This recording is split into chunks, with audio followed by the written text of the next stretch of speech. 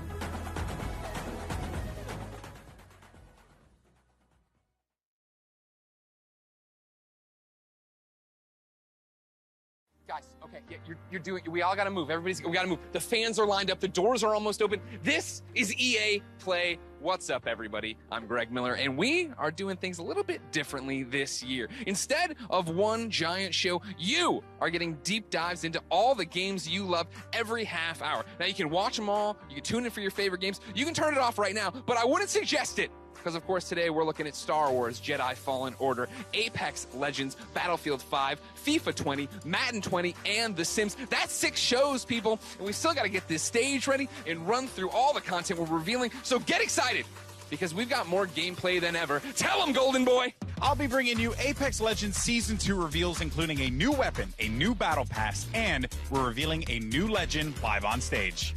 Great. Adam Rank, quickly, what does Madden 20 have for us? Gameplay, Greg. Okay, I meant quick, but not that quick. Okay, well, we've got an exclusive first look at gameplay. We've got a deep dive into X-Factor abilities, face of the franchise. We got Patrick Mahomes throwing sidearm. We got some Deadeye thing. We got Ray. Too long! Now Freeman, Hardy, Battlefield 5. News? We've got loads of it.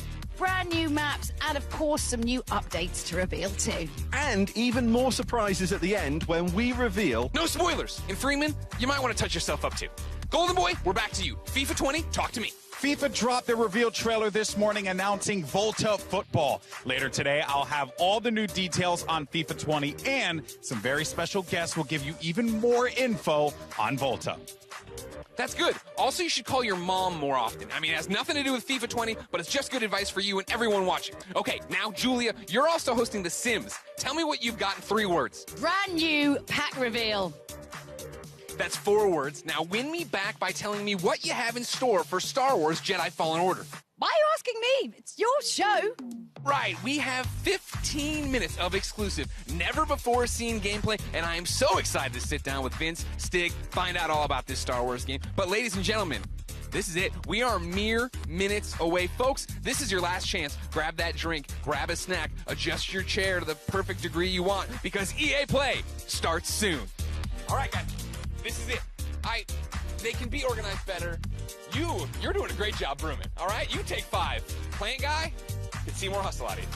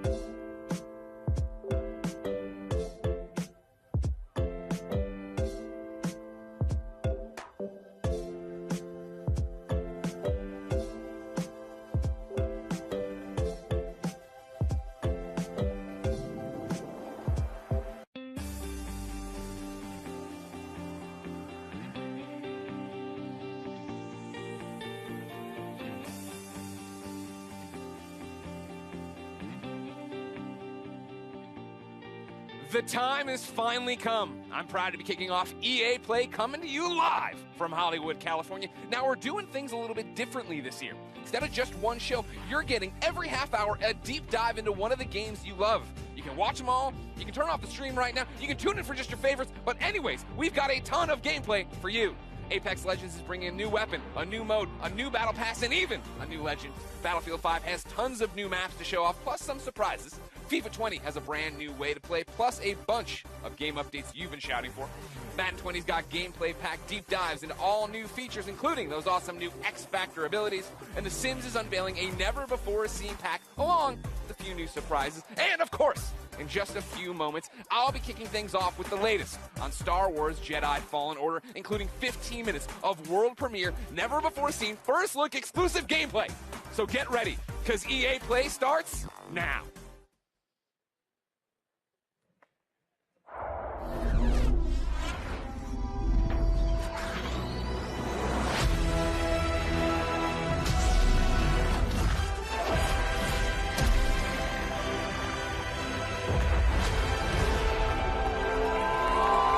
What's up, EA Play? How are you, Los Angeles? Come on, Hollywood, that's what I like to hear. What's up, my fellow Jedi? I'm Greg Miller, and today we're talking Star Wars Jedi Fallen Order. We've been waiting you know what? We're talking about Star Wars. Yeah! We've been waiting so long for details on this game. I can't believe it. Can you believe it, LA? And we're finally here to help us get things started. We've got the head of Respawn, Vince Zampella, and the director of Star Wars Jedi Fallen Order, Stig Asmussen. Everybody give it up for Vince and Stig. Come on!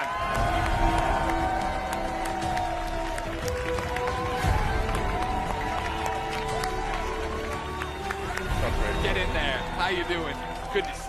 Give me the hug, Vince. Let's get it going. Yeah! Yeah! Please, keep it going. They're making a Star Wars game. Guys, welcome to EA Play. Thank you. What a great welcome. How are you feeling right now? No pressure. You're just about to announce maybe one of the biggest, if not the biggest, games of your lives. I'm going to let Stig answer this one. You're supposed to answer this. Off script. So Oh, yeah, we're totally off script. They gave me cards. That was the dumb officially off idea. script. Nobody cares. It's so awesome to be here. It's EA Play, it's E3, it's Star Wars. Yeah. I mean, it doesn't really get any bigger than that. Yeah, this is something that Stig and I have been envisioning for years, to see it come to life and be able to show you guys 15 minutes of gameplay today. Uncut. All right. So everybody's anxious to see what this 15 minutes is going to be. Yeah.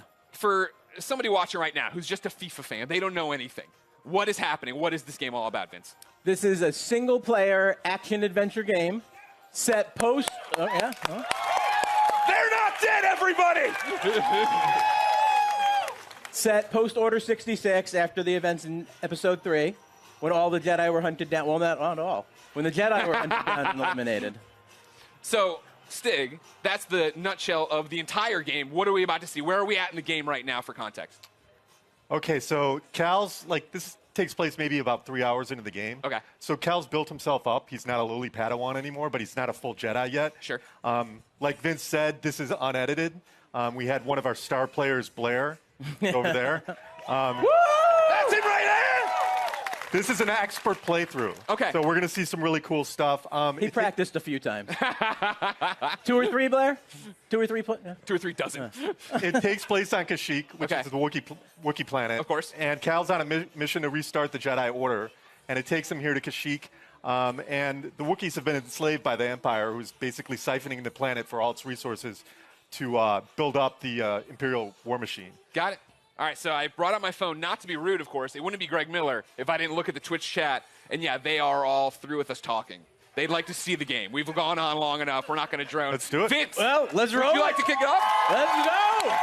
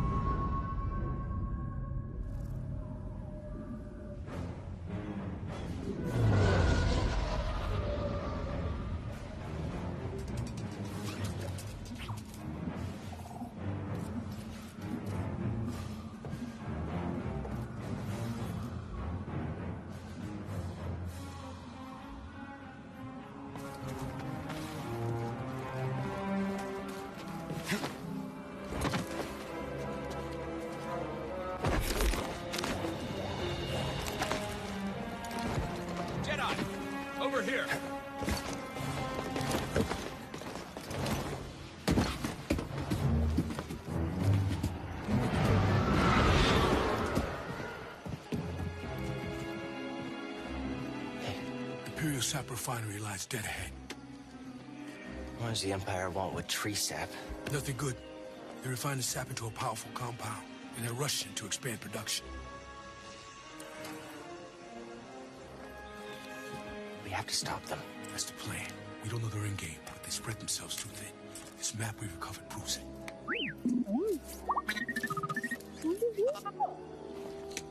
Here you go, bud. These refineries double as brutal prison camps. We use those cutters to create a distraction, while you take your lightsaber and free the Wookiees inside. We need their help to stop the Empire. Understood. Watch yourself in there. You hear that? Said he needs my help. Come on, buddy.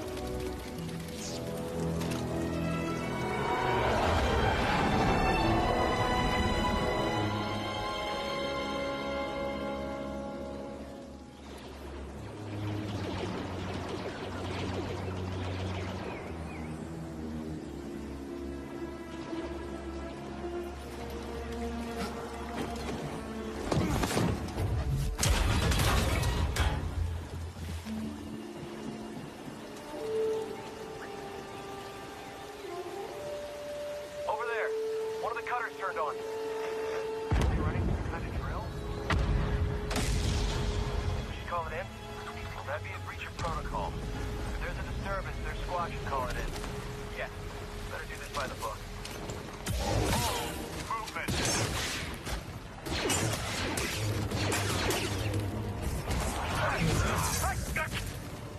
Taking aim!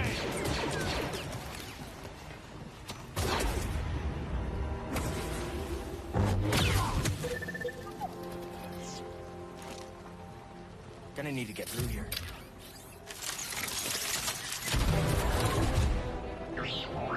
Thank you.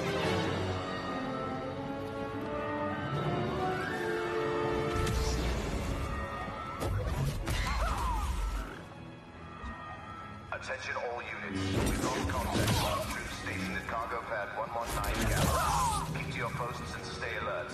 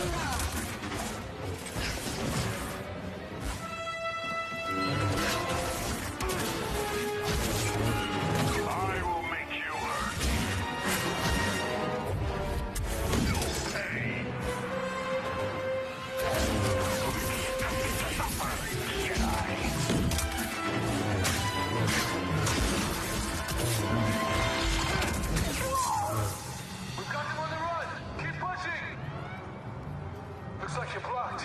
I'll fix that. Never seen a trooper like that before. You gotta get these Wookiees out of lockup. Keep moving, Jedi. Vents open. Go. Think you can help me, BD?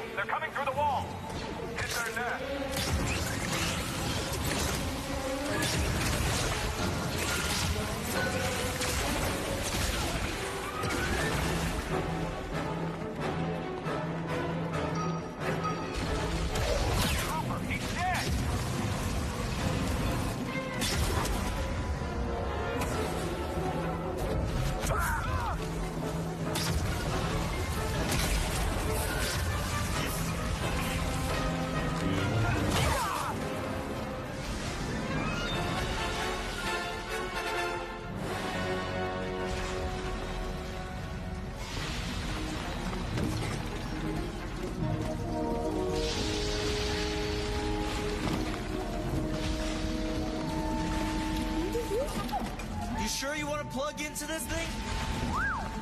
Okay.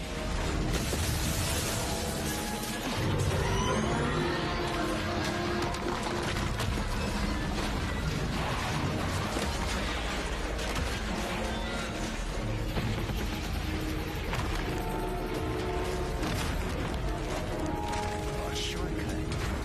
That's why you wanted to get this thing. You had no idea that was there, did you? You just wanted to turn that cutter on.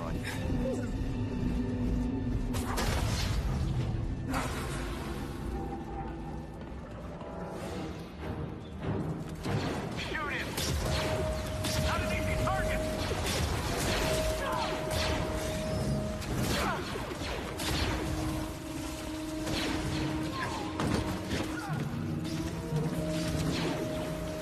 Find cover, give me time!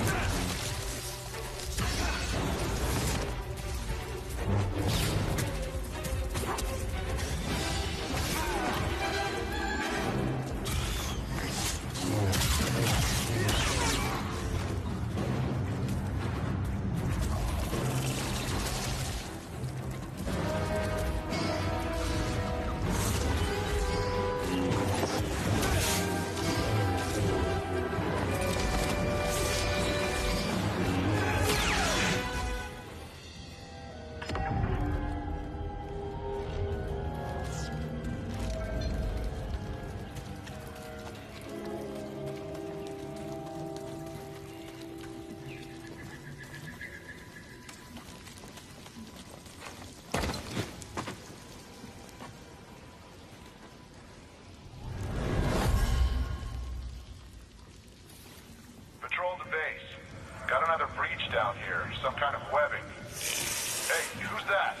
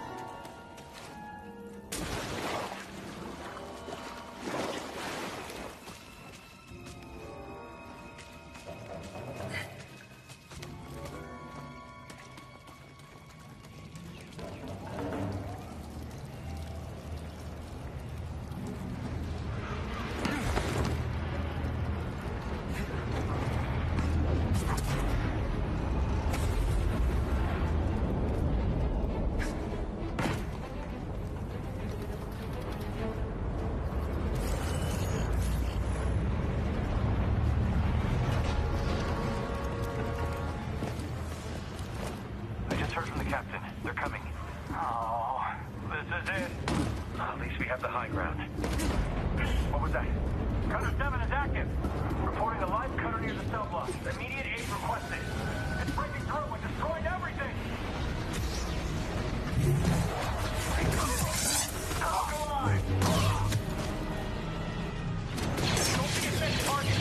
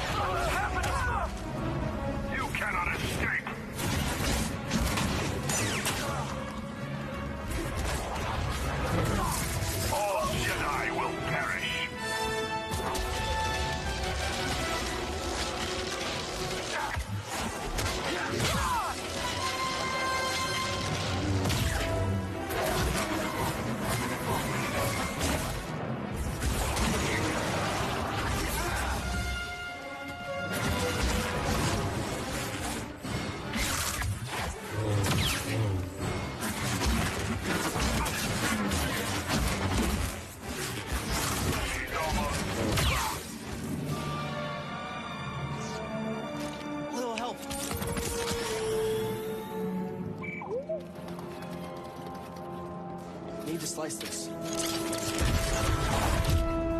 No guards.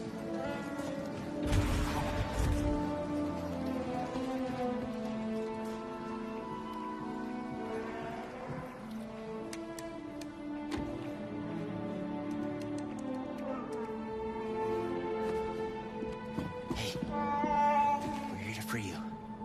You're not alone.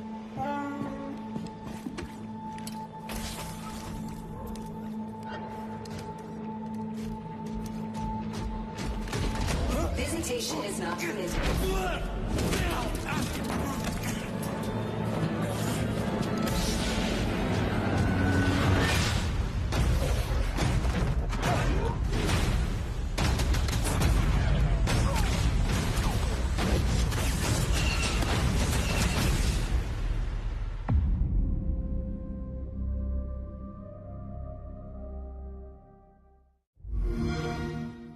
Games play best on Xbox One. What do we think? What do we think, EA Play? Yes, that's what I wanted, the little boy. Guys, congratulations. That looks pretty awesome. Thank you. I have a million questions, and I know we're short on time as always. I want to point out, though, in the Twitch chat, Gwyn96 says, that's frickin' cool. But he didn't use frickin'. How does it feel to, I think, deliver, right? Like, you guys liked it, right? I think I was looking at the Twitch chat. There's a lot of people who liked it. Like, what does that feel like to finally show this game? Oh, it's great. I mean, being involved with this team, Stig and his team have done an amazing job. They've put so much of themselves into this game. To be able to be involved in something like this is just, dream come true. Yeah. Agreed. Huge shout out to the team. Yeah. Everybody. Thanks, guys. Everybody who busted their butts on the demo, but also the whole game. The whole game is coming together right now. So it's an amazing feeling. I'm just so proud to be up here, and I hope that Star Wars fans understand that we're really doing our best to try to honor the brand. I mean, I think from go ahead, clap now. I'm gonna stop you. Whenever you want to clap for him, you clap for him. I think that's pretty evident from it. And I liked when we introed, you guys were talking about the fact that this is a skilled person playing it, right? We all see it and we think it looks awesome. What are we missing by not having our hands on the controllers? Like, what do lightsabers feel like? I mean, it's fantastic, right? Yeah. Like, what? Because it looks like it's got weight to it, and throwing it and catching it, right? Like, that's the impact I think I want from it. Absolutely, yeah. I mean, it's really satisfying. I mean, the game itself, it's thoughtful combat, as Stig likes to call it. It's what you saw was a really good player. Yeah. Right. So He's you'll right have over to there work up again. to He'll that give out stuff. autographs after this panel.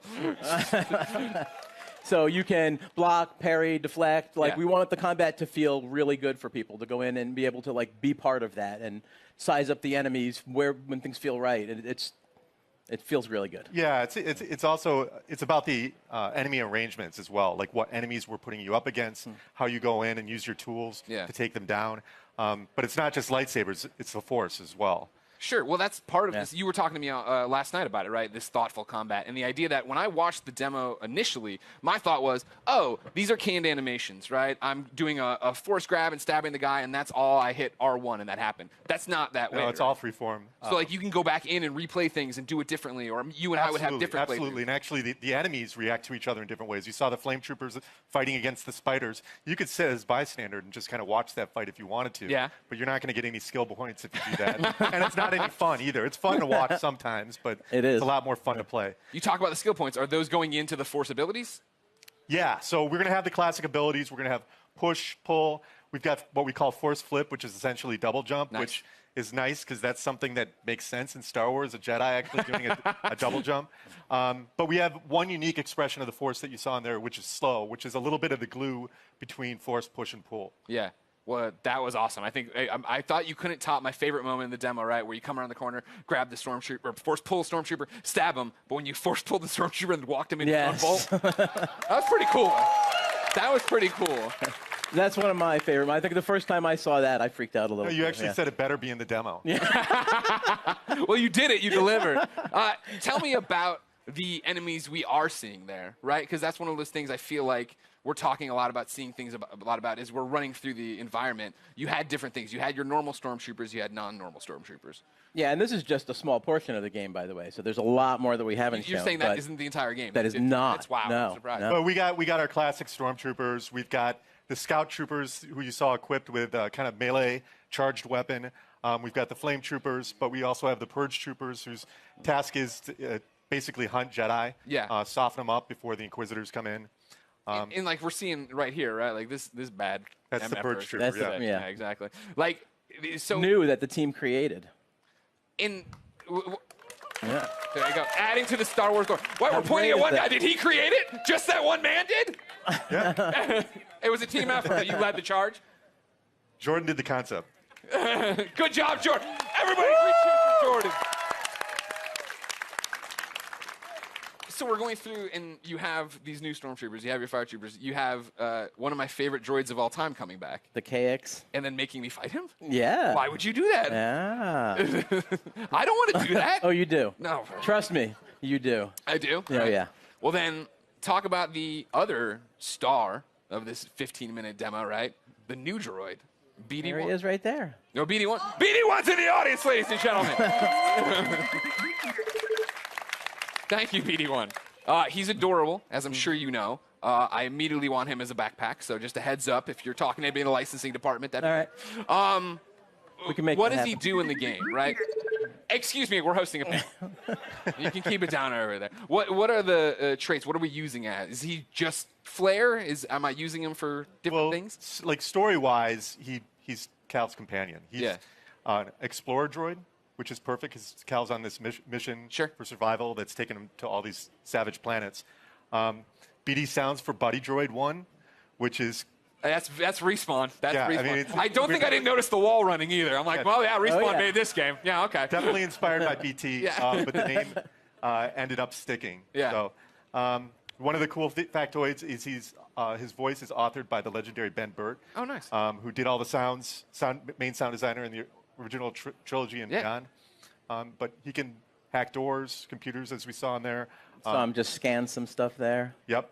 Scan the Opening doors. environment for like environmental storytelling, learn more lore about the planet. I saw him shooting out health packs. Is that a canned animation after a fight? Is it a button I'm hitting? It's player input. Okay. Whenever Is there, like, they a want, cooldown on it? whenever they want, BD will eject the stim pack. Okay. There's a limited amount that you can find more over the course of the game, and you're actually in that moment. You're defenseless, so you got to choose wisely when you're going to do it. Okay. We've seen the gameplay. Without spoiling stuff for me, what's going on in the story? Like, obviously, Cal, I thought he was going to be way weaker as a Jedi. You know, just tell me the whole story. What A to B, Stig, how's it go? What's the ending? Well, Actually, you know what? Stop. Full stop. I can't believe I've gone this long in the panel without asking. Is Watto in this game? Sorry, I can't say. But that's not a no. Hashtag Watto 2019. I'll be retweeting them all after this panel. Thank you very much. But what's going on in the story outside of Watto should be in it? Well, story's a really big deal to us. We created this with Lucasfilm.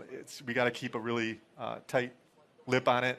So I can't. I don't really Great want to panel. go It's into over. too Everybody far. go home. Sorry. I mean, yeah, the story's Gotta save good. it. Okay.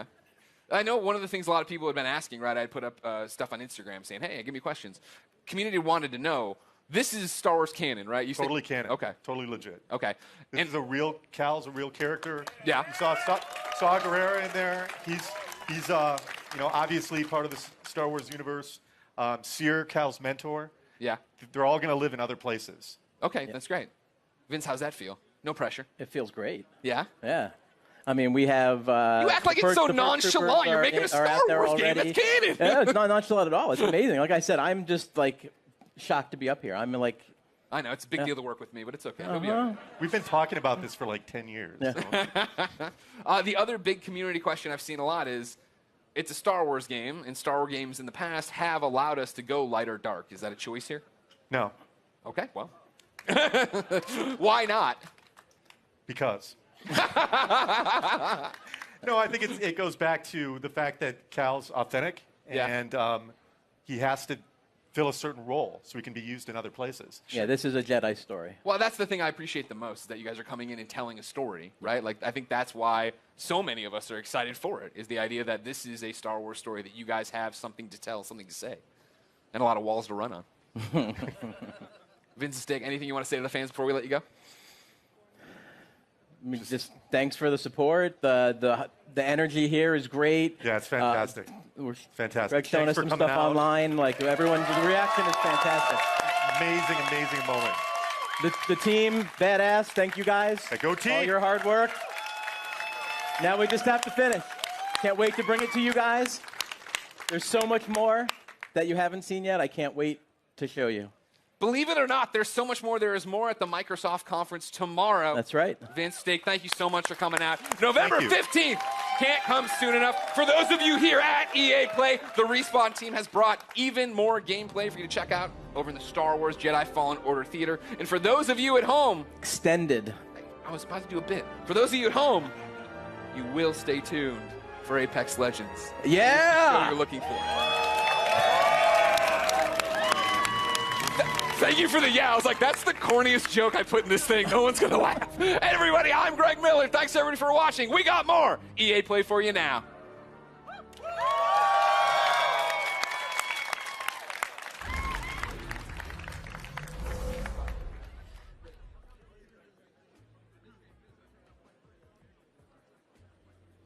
How hyped are we for Star Wars? Let's hear it! So hyped. Hype mode engaged, although that's actually a lie. It was engaged about 3 days ago. Anyway, so big thanks to Vince and Stig for sharing that exciting deep dive into Star Wars Jedi Fallen Order. We're all a little bit too excited here, I'm not going to lie. I'm Julia Hardy, and a little later on, Adam Freeman and I will be bringing you news on Battlefield 5. Yeah? Right now, though, EA Play is in full swing with gamers getting their hands on all kinds of exclusives. There's a lot to look forward to, starting with our next show, Apex Legends. So Alex Goldenboy Mendez is bringing you the hottest news on Apex Legends Season 2. We've got info on a new weapon, new battle pass, new mode, and a reveal of the 10th legend. Stay tuned, because Apex Legends is moments away.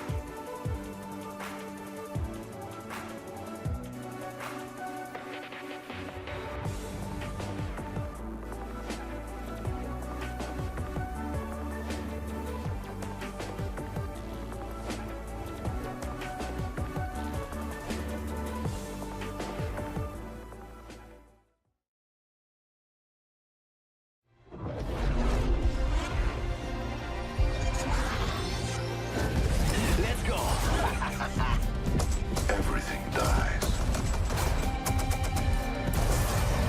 Looking for me? Surprise.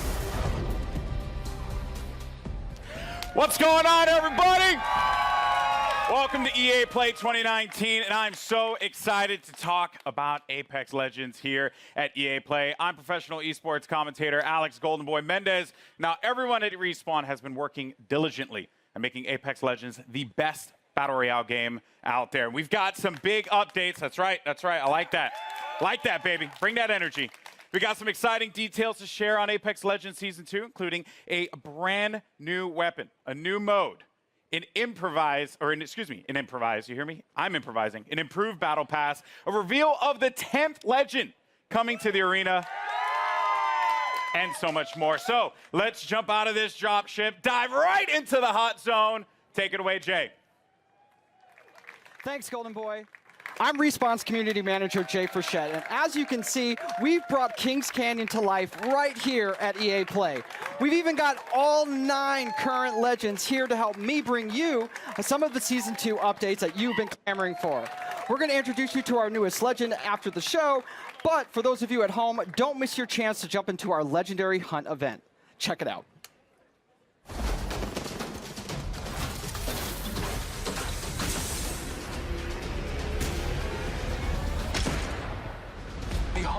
upon us. Prepare yourself. The legendary hunt has begun. Legends can compete to enter an all-new Apex Elite queue, complete challenges for exclusive cosmetics. I could do this all day. Earn XP and Battle Pass boosts, and find all-new exclusive skins in the in-game store. Only the strong will win and slaughter. For a limited time, Legends who place in the top 5 of any match will earn the right to join the Apex Elite queue. I need some help over here. Solid copy. There, they will have the opportunity to test their skills.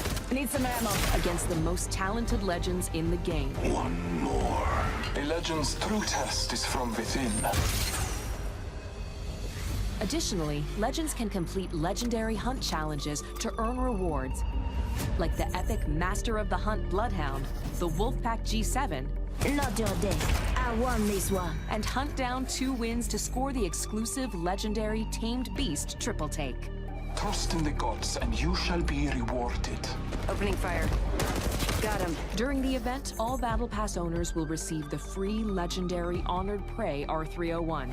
Hit level 15 on your Battle Pass, and you'll also earn the legendary Night Terror Wraith. You know what I look like. Come find me. Every day, Legends can also earn an entire Battle Pass level for your first top 5 finish of the day. Thank you for the fun fight. And we're doubling down with our first ever Double XP weekend. One moment.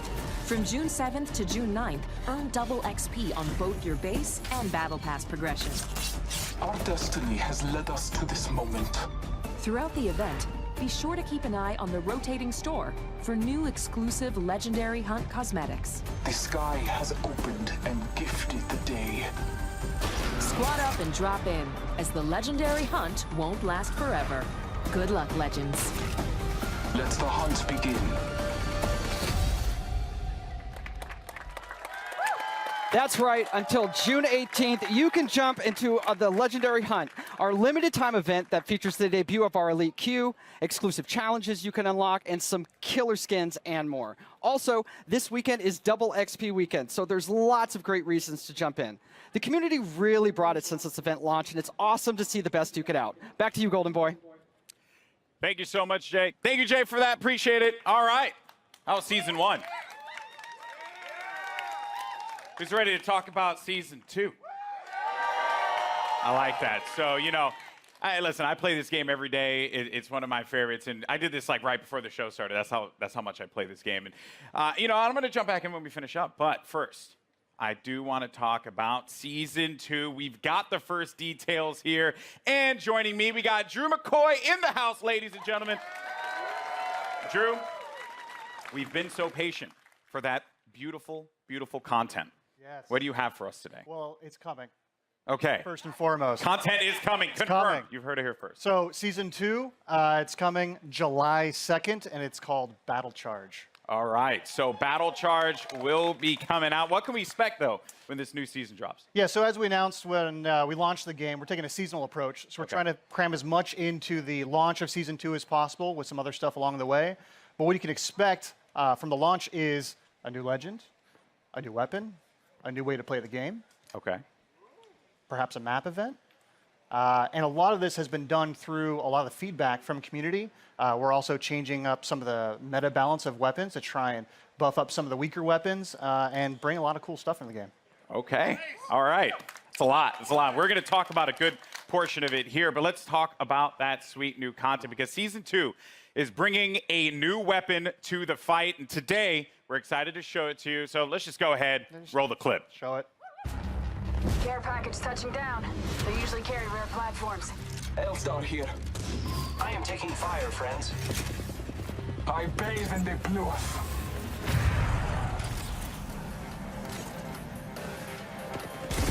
Your ignorance meets your end. Need help. Good job, me. A new season. Strong work.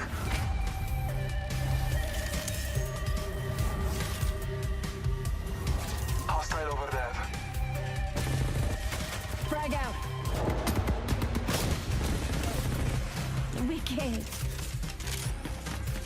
Making contact with enemy.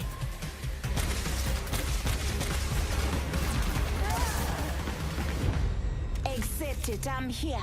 You're not. There you have it, the L-Star, man. I remember getting slapped by this gun in Titanfall 2. So pretty excited to see this one make it into the fold in the arena. Seems really powerful. So tell me more about its place in the entire weapon loadout for Apex Legends. Yeah, so the L-Star's new. It's coming. Launch of Season 2. It's actually a care package weapon because it's so OP. It's just amazing. But Glad you said that out front. Yeah, well, you know, it's like the master for the Kraber. It's incredibly powerful. Yeah. And being a care package weapon, it doesn't use any of the existing ammo on the ground, so whatever you get with it is what you got. I also noticed, too, it shattered through doors. Yeah, it can open doors. So, like, melees, grenades, and now the L-Star. Wow. Okay, so that is pretty sizable. Now, what other changes are going to be coming to weapons? Because and this may seem very nerdy, but I'm a huge fan of hop-ups. I'm all about Prowler with my switch fire. That's my jam. Yeah. What are you bringing me? Yeah, so like I mentioned, there's going to be some meta changes to the weapons. We're trying to bring up some of the weaker weapons. And then, yeah, there are 2 new hop-ups coming. Not really going to say what they are yet. You guys got to wait for Season 2. But there is a chance that maybe a memeable weapon named after an African country is usable. Is usable? Yeah.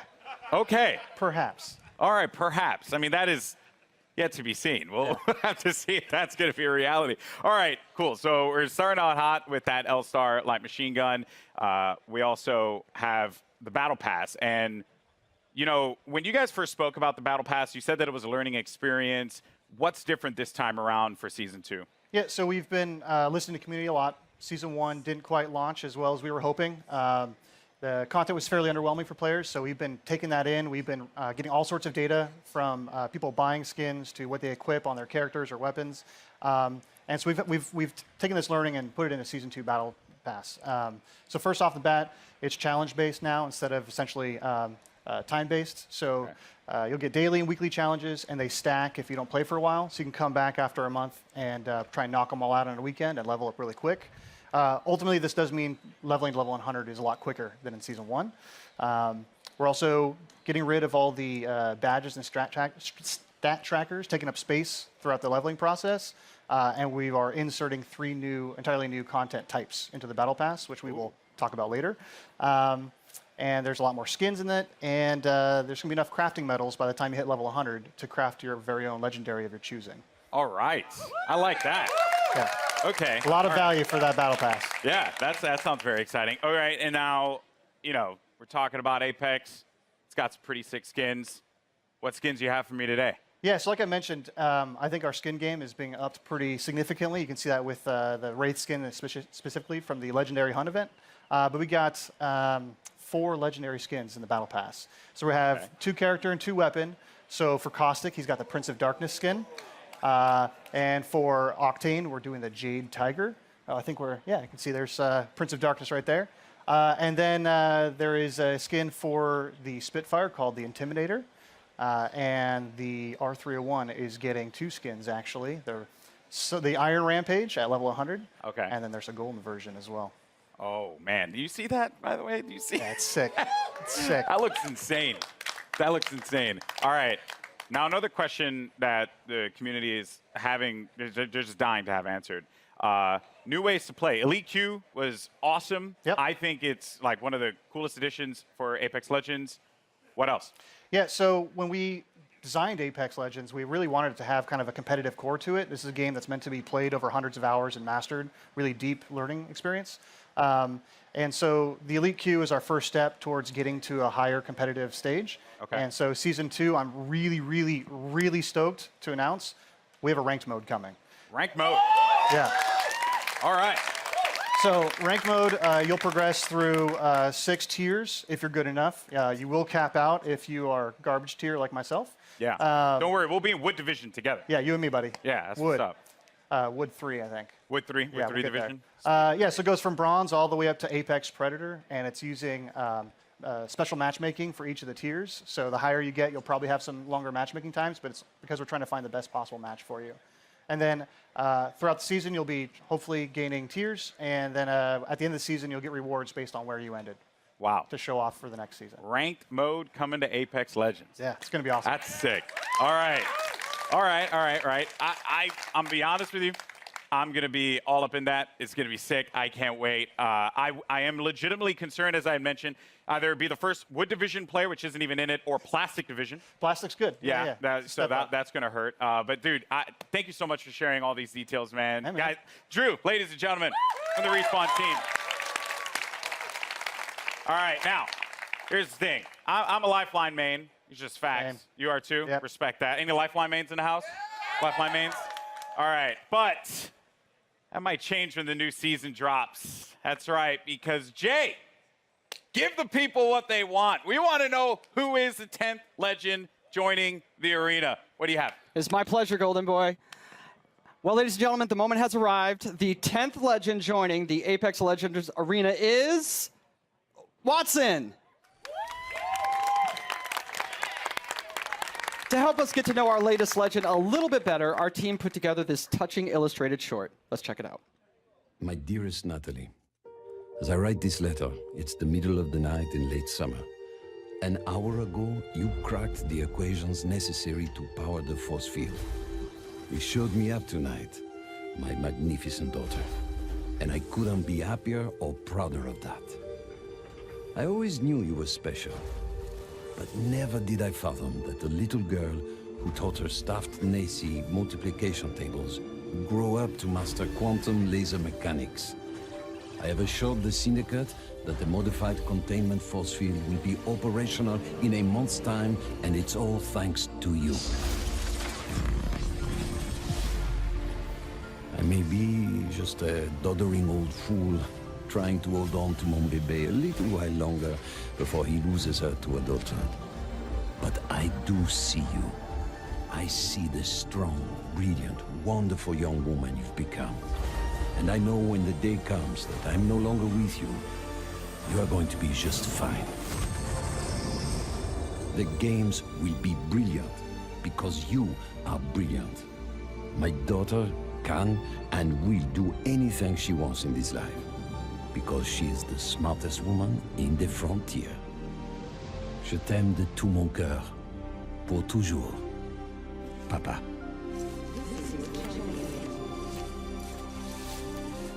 I did it, Papa. I hope wherever you are, you're cheering for me.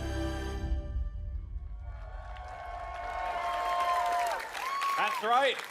Ladies and gentlemen, Watson joining the arena, and joining me now, we have the three gentlemen who brought her to life. Griffin, Will, and Tom, thank you so much for joining us here. Wow. So I mean, Bible thumps in the chat, man, because that was the feels right there. Hit me right in the feels. But Griffin, we'll start with you, bud. You're one of the legend designers, and I'm curious on the approach that you guys took toward making Watson a character that has impact in the arena. So Watson really started as a conversation between a friend of mine and I, he's an engineer, and he has this really methodical, interesting way of taking really complex problems and systematically solving them. And so I kind of thought, what would it be like if we took the sort of the defensive complexity of Apex and introduced a character that could really create an ecosystem in which you can survive the really aggressive third-party meta, all of that stuff. So the idea behind Watson really is that if you plan and you sort of adapt to the environment, you really know the map, and you work closely with your team, that you can really create these strong defenses that people are going to really have to think about in terms of how they push on you and that sort of thing. So the current meta of I hear gunfire and I hit it as hard as I can, you know, with Bangalore, Wraith, Octane, all of those, we're trying to sort of bump that meta a little bit and make it so that this more stanced RTS kind of play style has breathing room. Yeah, you're trying to provide like options for the players. Yes. Right? Because if you want to be able to play that hyper aggressive approach, whether you're running like a composition that contains like a typical one, which would be like a Pathfinder, Wraith, and a Lifeline for that support, you can play into a composition like this, and they kind of counter one another. So that's going to be really fun. And we're going to dive into the abilities and everything that she does, because let me tell you, it's insane. Now, as far as the look and feel My favorite part about Apex Legends is that the characters, the legends themselves, they stand out. When you're looking from far away, you see the silhouette and you know exactly who it is that you're about to engage with. What were some of the complexities in bringing a character like Watson to life? Yeah, so it's a collaborative effort. You know, shout out Heath and Sam, animation department. Everybody kind of works together. We were given a specific set of skills that she would be using, abilities from Griffin, and that's kind of all we had to go off of. So we had to, Heath did a great job of like bringing it all together, giving her a sort of a grounded aesthetic she had to look like she was using electricity and stuff like that. So rubber gloves and the coils and the wires and pushing her silhouette at the same time, making her stand out. You have to be able to read who she is from different distances. From there, all right. From there, you can really go in and sculpt all the details out and work with the animators to really bring her to life, give her personality in everything that she does with her abilities and that too. So. Yeah, and there's some really cool stuff there as well. Every part that Watson, she takes out an item in her kit, it's actually like on her person. Oh, yeah. You see it happen. Yeah, and those are all very meticulously designed by the concept artist and then modeled out in 3D. So yeah, it's all functional. That's great. In the world, yeah. So now you get to the gameplay, the look, but the story, you know, because you got to hit us in the feels, right? Like super hard, and you just did that. Watson's backstory, who she is. Let's dive deeper into that. Watson's kind of different from the way we usually do things because usually it's very collaborative and we're creating the character at the same time, all the different departments, and we're working together.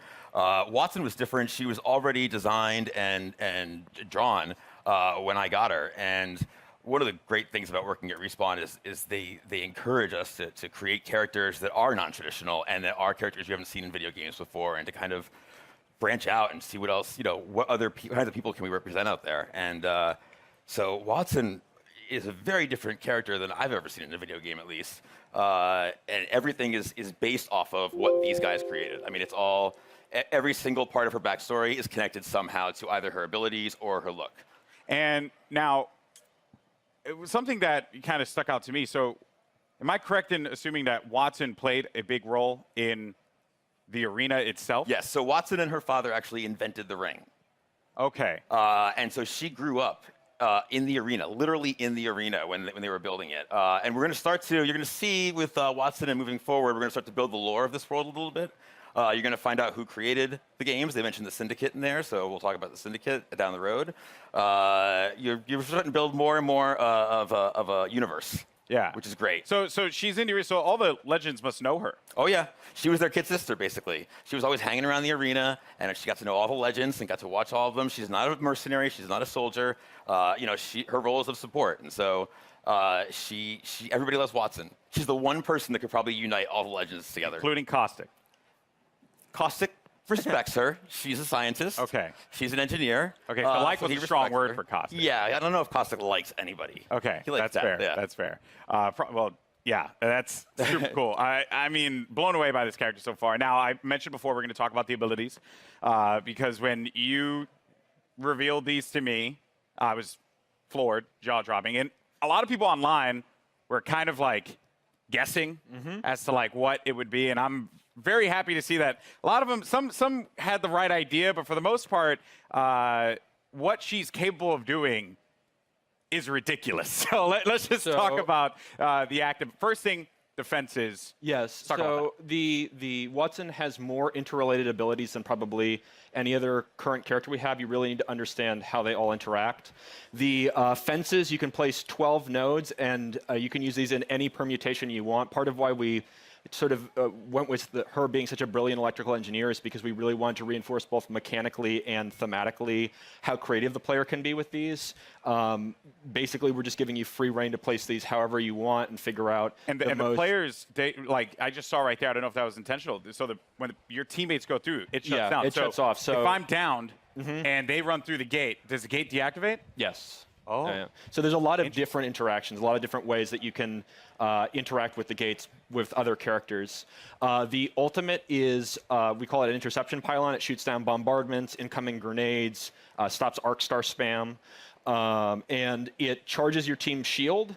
And also, if Watson's cooldown is slower when she's away from the pylon, but when you're near the pylon, it supercharges your tactical, so you get fences faster. So if you drop it down, it's a permanent structure until it's destroyed, and that allows you to build these large fortresses very rapidly. And you can use that for defending, for flank control on offensive squads, for going up on a tower and fencing it off with Pathfinder. And then the passive is that ultimate accelerants give you your ultimate, 100% ultimate charge. And so if you save up ultimate accelerants over the course of the match, that allows you to place more pylons, and it means that you don't have to play conservatively as Watson as long as you save up ultimate charges. You can keep moving with a highly mobile squad. You can play offense, defense, support, however you feel like the fences and the pylon are most effective to whatever comp you're playing. So what you're telling me here is that Lifeline mains do not need to continuously hold ultimate accelerants anymore. We felt like we needed to rejoice. That's right. We did it, people. Finally, because everyone's like really mean to me if I don't like use the ult accelerant. It's not fair. Oh wow. So that is ridiculous. There's also when they cross the fences, you get pinged as well. Oh yeah. So if any enemies cross through the fences, it pings your entire squad. So there's a situational awareness element to them as well. Wow. So if you know, so this is why like she grew up in the arena. If you know where all the choke points, the entrances, the exits are, you can set up fences there, and you'll know exactly when an enemy crosses. I'm even thinking about like compositions and how like it could work out. You know, maybe for any Gibraltar mains out there, maybe you find a little. No one cheered for that. Feels bad, man. Maybe there's like a little synergy there that can be created. There's a lot that can be done with these fences and being able to block off certain chokes. Yeah, I think it's really the big sort of the ceiling is how creative people can get with it, and I'm really excited to see what people do with it. And from an art perspective here, you know, they're very distinct. They stand out. What were some of the challenges in making sure that these fences really, like when a player saw them, they knew exactly what it was, not to kind of catch them off guard, so to speak, to make it really, really stand out in the arena? Yeah, again, silhouette's everything. You got to make it stand out, and it has to look like it lives in the world, that it's something that she can use, and that lives on her body as well. She's able to pull it out, and she's able to bring it out and, you know, create a fortress, basically, and it has to read. So we had concept artists working on every little detail, and the modelers as well, and we had to test it out. We tested it out, we play it in-game, or in-house, and make sure it reads well. And these guys do a tremendous job of it too. I'm like, I need like a post with electricity that goes between the two. Yeah. And they create really cool stuff with just that kind of vague, hand wavy designer description. Everything about it has clearly been thought out. This legend is going to be incredible. I can't wait to play Watson. You guys excited? Watson? That is nutty. All right, well, again, very much looking forward. Now, today, we've covered a bunch here. We've seen a new weapon. We've gotten a new mode, the latest legend, and the new Battle Pass for Season 2. So, let's recap all the amazing Apex Legends action that we've seen here today. Surprise. Care package touching down.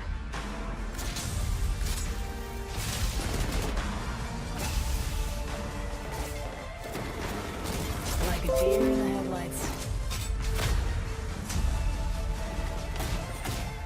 Your time is ended.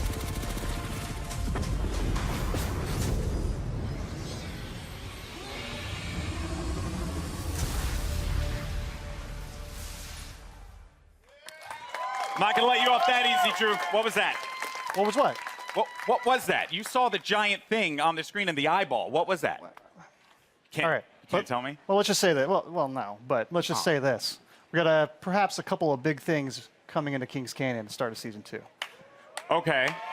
So keep your eyes peeled over the next month. See what you can find out. So if I were to like ask you, you know, after we're done with this, are you like going to give me the cold shoulder? Or are you actually going to tell me? There's no way I can tell you. Sorry. Yo, man, I'm just holding L's all day out here, man. This is not fair. Well, Drew, thank you so much, man. Guys, Apex Legends Season 2. Let's go. July 2nd could not get here soon enough. Now, if you're in Los Angeles, come check out Apex Legends at EA Play for your first chance to get hands-on with Watson, as well as all the other great Apex Legends things happening here. And for those of you at home, Double XP Weekend is going on right now, so jump into the Legendary Hunt event and start earning those amazing exclusive skins. I'm Golden Boy. It's been a blast talking Apex Legends with you all here today, and I'll see you in the arena. Peace.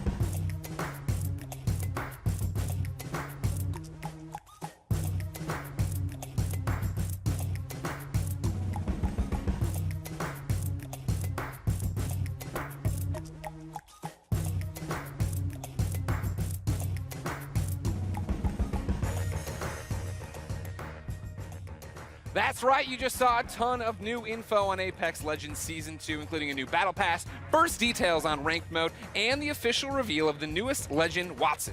I'm Greg Miller here at EA Play, where gamers are getting a chance to test drive the newest legend right now. Stick around, because up next we've got Julia Hardy and Adam Freeman giving us the dirty details on Battlefield 5, including looks at a ton of new maps, exciting updates, and details on a new theater of war. All that's moments away, so keep it locked.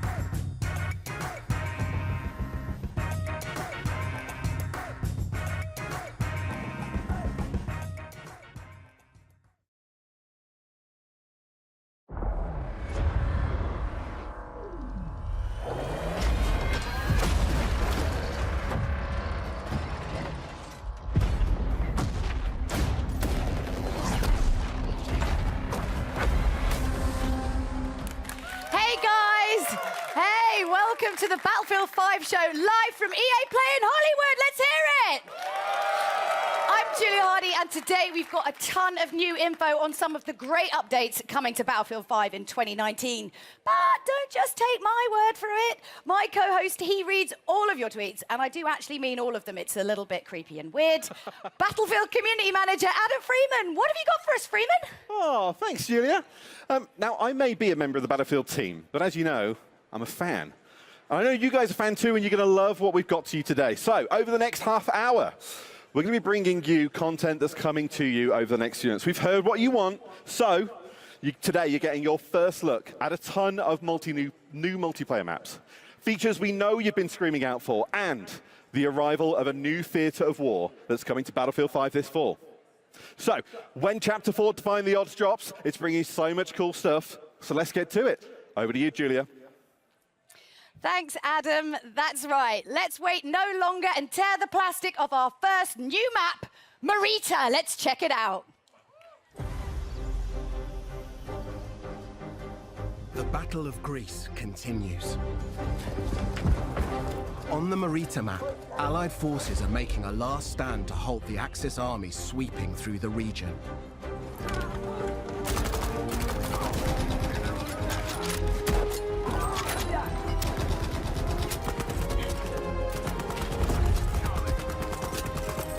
You'll deploy on a sloping mountain ridge and within the tight streets of a rural town. The Allies control the town, but Axis troops are already on its fringes.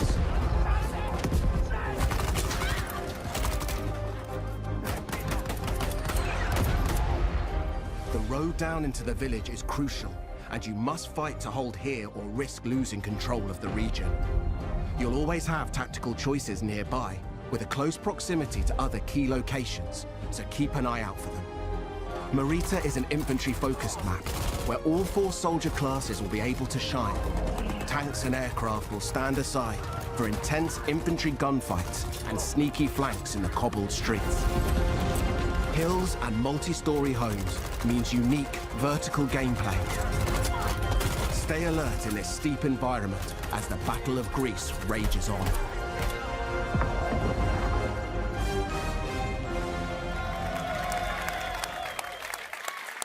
To help give us even more details on Marita, please welcome Ryan MacArthur from DICE. Yeah. So thanks for coming out, Ryan. So obviously, Marita looks amazing. What was the map's inspiration? Well, I think the team in LA that put this together, and they built the Mercury map that everyone saw earlier this month. And so they really wanted to continue that story of the Battle of Greece, which is a bit of an unknown story, new to me as well, as you learn about this stuff. So it's really cool. It's sort of set on the Albanian-Greece border, sort of in the mountains there, where the Axis power sort of started to push into Greece during the war. And it's sort of set above the clouds in this nice little quiet, well, I guess what used to be quiet village. Before, Not anymore. Before these guys all show up. And it's quite a different experience than Mercury. And it's sort of a totally different style of gameplay that you would have seen in the game before. So what kind of gameplay are we talking about? What's happening? Well, so this is going to be a heavily infantry-focused map. So as Mr. Battlefield likes to put it, this is total creative chaos. So you're just going to see some absolute... love that. Creative chaos. Yeah. So what we get there is just head-on just collisions in the middle of this map. And it's sort of what we tried to do with all the new maps that we've created, spending a lot of time to figure out how do we make each one of them different. So when players go in and play one of these new maps, it sort of has a different feel than the ones they've played before to sort of create that different experience for them. So this one has... I guess for lack of a better way to put it, is sort of a banana shape to it. And that banana shape... Do you like their fruit? Well, I think fruit's important when you're doing game design, I think, obviously. And so the shape gives you sort of a variety of different play styles and sort of creates this sort of narrow channels for people to just run head-on into each other, which really creates that chaos that is Battlefield. But That's what we want, though. That's what we want, that kind of chaos. But most importantly, we need to know, like, we could talk all day, but when can we get our hands on it? That's what we want to know, right? Yeah, and I think the great thing for this is coming in July as part of Chapter 4, so stay tuned. And I think some people are going to get to play it while they're here today. Ooh, lucky you. All right, Freeman, who's we've stuck up there for no other reason than, well, my own entertainment, has more on Chapter 4 for you. Over to you, Freeman. I'm up here PTFOing. I don't know what you're giving out to me, Julia. Listen, we have more maps. So let's deliver a brand new one to you. This is Al Sundan. It's coming in Chapter 4. The fight moves to the North African desert in a vast new map for Battlefield 5, Al Sundan. Prepare to engage alongside a lush desert coast and contrasting harsh environments. Axis forces have militarized the area with camps, a radar tower, and an airbase. You must fight over possession of these critical points. In Al Sundan, we've taken the vista used in a single-player war story under no flag and doubled down on air and land vehicle combat. With this, the location has been optimized for all-out multiplayer action. On this open map, it's up to you to shape the fight. With large distances, vehicle-based team play, and battles across ranges, you'll always have plenty of choices. Make good use of this sandbox to secure the win. Utilize vehicles, mounted guns, planes, and transports. Capture the strategic airfield to dominate the sky, or engage in fast-paced infantry battles in tight interior areas. Al Sundan is classic Battlefield. We can't wait to let you play it.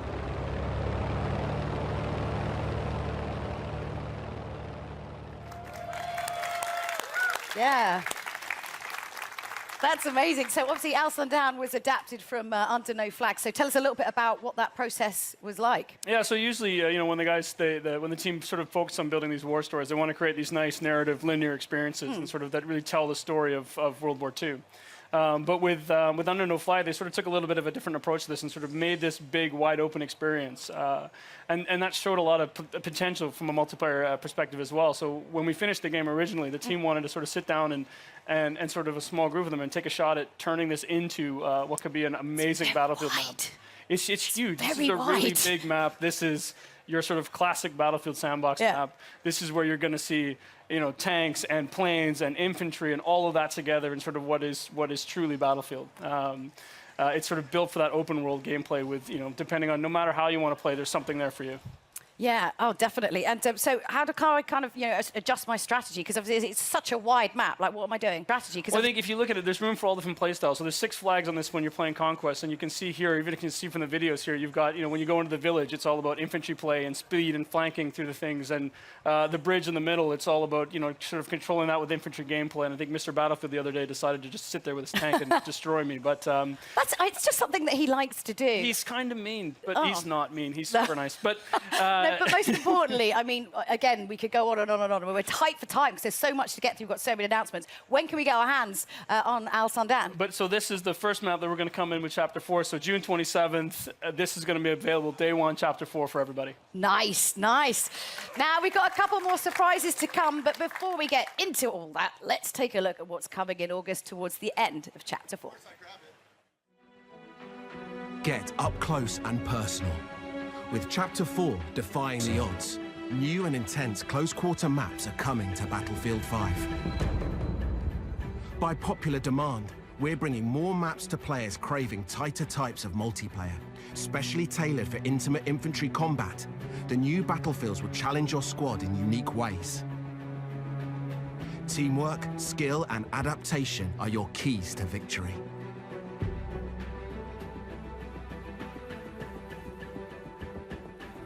Fight through an explosives production facility in Lofoten Islands and unseat the Axis occupation in Provence.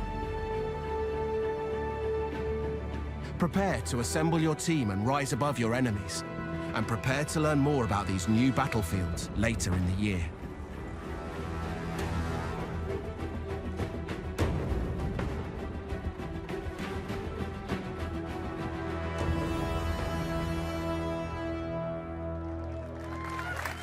Now, to help us break down these new maps, Ryan and I are joined by Mr. Battlefield himself, Lars Gustafsson.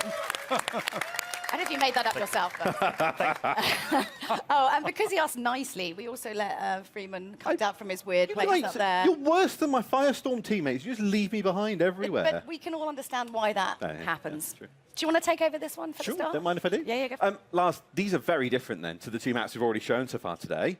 Tell us about them. They are. I mean, taking a step back, we've been closely monitoring how players engage in Tides of War, and no surprise, I mean, they love the bigger modes like Conquest. It's always been kind of a Battlefield pillar. But it's been super fun to watch how they engage with passion and dedication in the smaller modes, like Squad Conquest, for example, which really become a success. And with that in mind, then we've, together with the DICE LA studio, they've been going at it, tailoring maps that are specially made for smaller modes. And as such, being able to give that, you know, the close quarter feeling, the tight, what you say, the intimate combat. Intimate infantry combat. Oh, yeah, we need that on a T-shirt. Yeah. Intimate infantry. We're making that platoon when we get back. I mean, what kind of the sort of like key strategies then when you're playing close quarters on this map? You know, as we see with these smaller game modes, I mean, the key to this is just really good team play, really good squad play. And so, you know, sticking together and not leaving anybody behind like Mr. Freeman over here. Yeah. Unless he's But I mean, not what if you want to leave him behind, can you? Then it's acceptable, I think. Because I would. It's two beautiful maps. There'd just be a spinning number plate. It would be, yeah. As you saw, Lofoten, it's serenity, beautiful Nordic countryside, but then kind of ripped open with gunfire and everything amongst villas and factory equipment. And then Provence, you know, I plan to take my wife there, you know, pastilles on the square. Stop destroying places you want to take your family. It's weird. I'll take Ryan. Yeah, take him instead and then go to town. But it's beautiful cobblestones, you know, lots of good flanking routes, and it's the smaller maps really allows you to master every inch of it. So it's really about, you know, knowing your battlefield. I mean, again, we could go on and on to talk about all of these maps, but we've got one more map to show off, and I want to make sure we have time to get through it. But first, Lars, you've brought with him some news about some kind of core gameplay updates we know that you've all been waiting for. So you're excited about this one. Lars, you know how much time I'm spending online. Like, I mean, I am working. Just Battlefield, or let's not delve. Big community features we've announced this month. Increase the max rank. Private games. Let's talk max rank. What can you tell us? Let's talk max rank. We do know, and it's been loudly made to us, our kind of awareness, that there are players out there too skilled who maxed out on rank 50 too quickly. So we've taken that to heart, and we've now taken the max rank from 50 to 500. So it's quite a leap. All right. Yeah. And it's Battlefield 500 now. so truly a journey for our players to go on, moving forward. And it's a grind train, but what are people getting if they're on it? Yeah, what are we getting? We're all in it. You know, we want the goodies. So to start with, already from rank 51, you will be granted company coins for every rank up. But then at every, do we call them milestone ranks, you know, every 50th rank, you will get one shiny new rank icon to show off your skills, and also a beautiful set of dog tags. So lots of ways of showing off your mastery on your journey towards, you know, that the world domination. It's already happening. August is the time. So it's almost here. Almost here. So world domination for Lars by August. Yeah, so I wondered if we were talking about world domination or when that was happening, but all right. Private games, then. The other massive thing that we know players want. What we got? Yes. I mean, another one that's our lovely community have been vocal about. And previously, for those of you who've been with Battlefield, it was called RSP, the Rented Server Program. But now we're shifting over to private games. And what it means, the beautiful thing with it is, the baseline package that comes out is free for everyone that plays Battlefield 5. So a beautiful package. It's there to let you set up your servers and kind of create your experiences, whether you want to capture or, you know, play with your friends. And Freeman, you can play with us. For sure. Thanks. You can sit with them. And obviously, you know, you love getting all that community feedback, so hit him up, mrbattlefield@aol.com, and let him know. Well, just saying, yeah. That is the thing, though. Like, we're not finished when we're done, right? No, exactly. It's coming in, let's see. September? September, yeah. And at that time, I mean, we want you to dive on it, set up your servers, play it, and give us feedback. Since this is kind of just the beginning of the journey with the private games, we want to hear what did we do right and where should we shape up and take it an extra notch. So be with us and be candid. Okay, well, Lars, don't tell Ryan, but you know you're my favourite for this. Thank you very much for it. Do I still get to We've got more, though, Julia. We've got more. You're almost. Well, it's just going to get a bit weird and fighty up here in a minute. Well, as promised, we've got one more Battlefield map to show you. It's called Operation Underground. Lars, Ryan, talk us through what we're about to see. Yes, let's have a look. Well, this is the ultimate definition of a passion project. So Inge Göran, the original designer for Operation Metro, when we finished Battlefield 5 and shipped it, he wanted to do something that he just was truly invested in. So we kind of went down and he sat down and he came back with what was Operation Underground. And when he showed it to the team, we knew we just had to make this. And I think Lars is sort of being part of that journey in the beginning. I mean, you know how much this meant to the team. Yeah, I mean, I was there when we started to build the maps for Battlefield 3. And early on, it was kind of a brainstorm. I still remember it was tons of images on the wall. We challenged the team to, you know, where do you want to fight? Everything from subway to shopping mall to God knows everywhere. Yeah. And then the team started, or someone smart, not me, apparently, said, do I only get to pick one? Yeah. So they started to pick a number of them, and I think Inge then chose 3 of them, which was the park, the subway, and kind of the bank area in the city. Like a kind of scene tapas. I mean, you don't want one meal, you want 3 lots of meals all in one meal. Always better, yeah. Right? Yeah. So you can see, when you see kind of it spinning behind us here, you can see the true inspiration, but what Inge Göran and the talented crew with him has done is to kind of take at heart the feedback from the original Metro and started to provide especially a lot of flanking routes so that you can kind of move around and be smart about it. And tons of easy to spot ones, but also Everyone the most loves sneaky a ones. sneaky flank. Yeah, Everyone loves the the sneaky flank. Cheeky, sneaky flank. I mean, I think as you look at it, like this is not Metro remastered. This is, as the guys look at it, sort of reimagined. And I think you've got a bunch of different diverse areas. You've got big open courtyards, you know, at street level and narrow streets, and you go down into where you see in the video here where the subway cars are and into the sub basements, and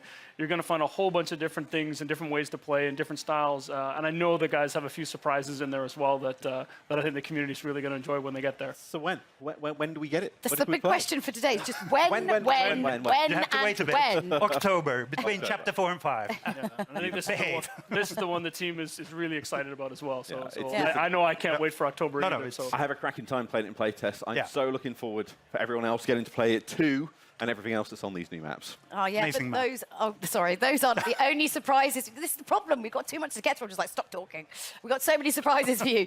So today, we're giving you never-before-seen details on Battlefield 5's Chapter 5. Here's a little look at what the team's been working on.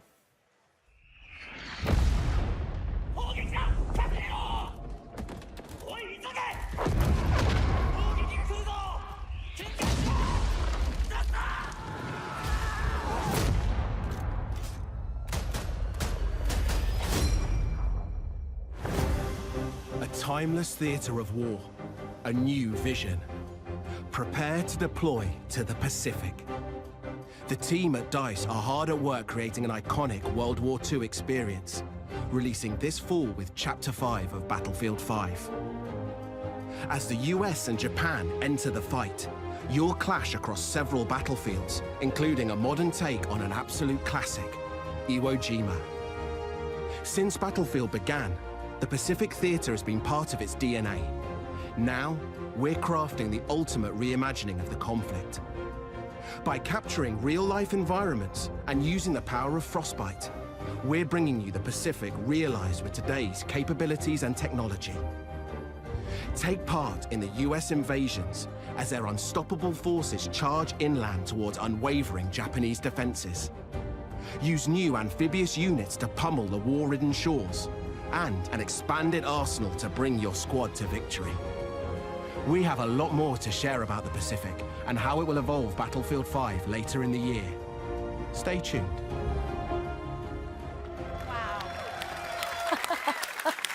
Okay, most importantly, you went on like a bunch of like research trips. Like, let's find out more about that. Oh, let's set the net one in Tahiti. Yeah. No, sorry. It's hard work. I know it's amazing how many people are willing to make that extra effort to go to Hawaii in January in Stockholm. So it's quite impressive. We really appreciate the team putting in that work. Oh yeah, taking one for the But team, obviously, definitely. I mean, this is the big new addition to Battlefield 5. So going back, new theater of war in the Pacific. I mean, this is a homecoming for Lars. I mean, not Iwo Jima itself, but the development of it. I remember my childhood. Where'd the beard come from? Yeah, 1,000 yards. Yeah. No, but jokes aside, it's having been with Battlefield all through the journey, it's really where it all started. Battlefield 1942, the Pacific Theater, and already when we started to talk about this game, the journey through the Second World War, everyone came up and kind of, when do we go to the Pacific? So this is the time. It feels like a homecoming. 1942, Battlefield 1943. We've been there before, but this is in a new way.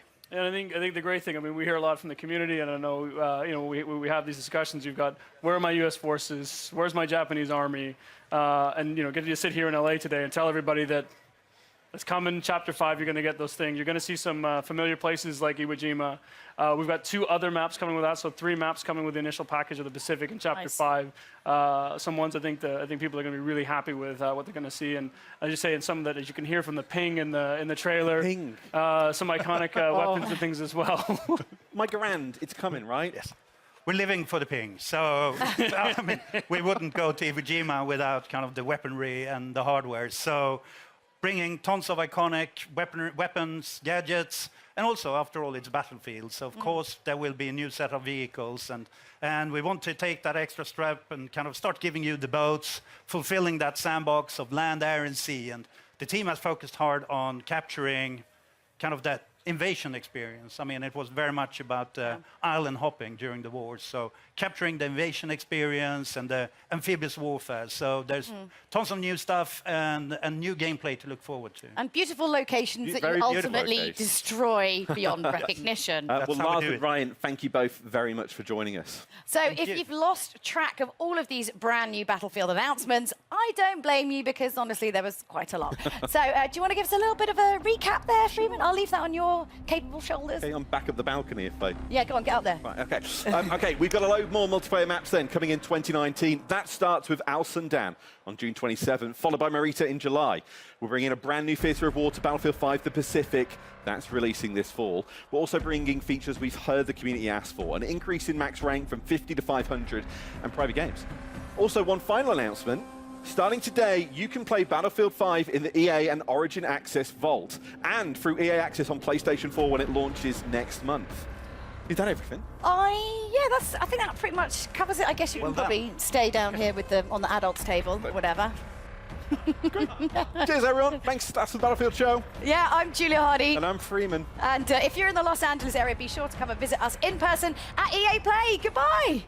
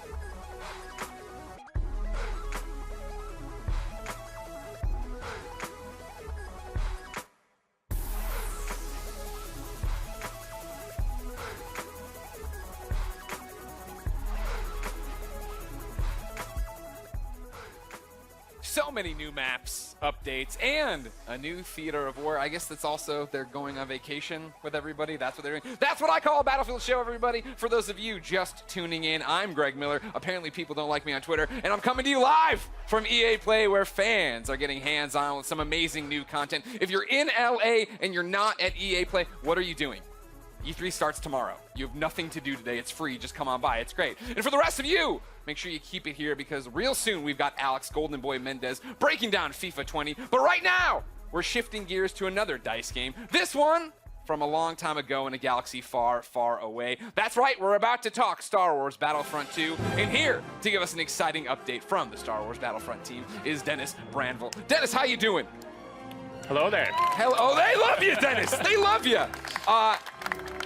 Here's what I need you to do, Dennis. Give me the Battlefront journey from last EA Play to here. You guys have learned a lot. Sure, yeah. So last year we announced that we'll be going into the Clone Wars. Yep. Then we delivered the new planet of Geonosis, where the Clone Wars sort of started. Sure. We delivered a bunch of new prequel heroes and villains that our players really enjoyed. And then finally we wrapped it up with delivering a new way to play PvP with Capital Supremacy. It's a mode where you capture command posts and take out capital ships. And our community is really happy. It's growing every month. Yeah, that's what you were telling me yesterday during rehearsals, right? Is the fact that the community is getting bigger, right? They're responding to the changes and you're listening to them. Yeah. No, this is the perfect time to join. It's, you know, like our subreddit is full of love, and it's just a joy to be working for them. So you've already announced some new stuff this week. What is it? Yeah, so yesterday we announced to the core community that we'll be delivering for this month. Capital Supremacy is coming to the planet of Naboo, the city of Theed, so urban combat is finally getting to be experienced in that mode, and we're also introducing 2 new reinforcements, the Separatist Droideka, which we've been teasing for a long while, so happy to finally have that one coming. And to combat that, for the Republic, we're introducing a new vehicle, the TX-130 tank, to finally bring the fight to the Separatist Alliance. Bring balance, right? Bring balance, for sure. You also announced some new skins. What are those? Yeah, so new appearances are coming.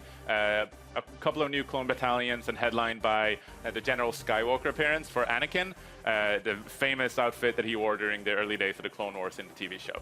And that's my thing, Dennis. You talk about last EA Play starting to bring in more Clone Wars stuff. Right now, you're a year later, Still here. more Clone Wars. Why do you think people have such an attachment to Clone Wars? Part of it is nostalgia, like we all grew up watching it, but I think it's also because how the TV show really just enhanced and continue to explore more lore and let the personalities of the prequel heroes and characters really shine. Okay. What to you is the future of Star Wars Battlefront 2? So we also announced that the next planet that we're going to, it's another Clone Wars planet. It's the alien planet of Felucia. Okay. So we're bringing that to life in the Frostbite engine. It's going to look pretty fantastic. And we also, that planet will be supportive of Capital Supremacy and new ways to play the game, in particular if you want the epic Star Wars battles of Battlefront, but more tailored towards a PvE experience. So. And then again, this nostalgia, it's nice. Clone Wars, great. We grew up on it.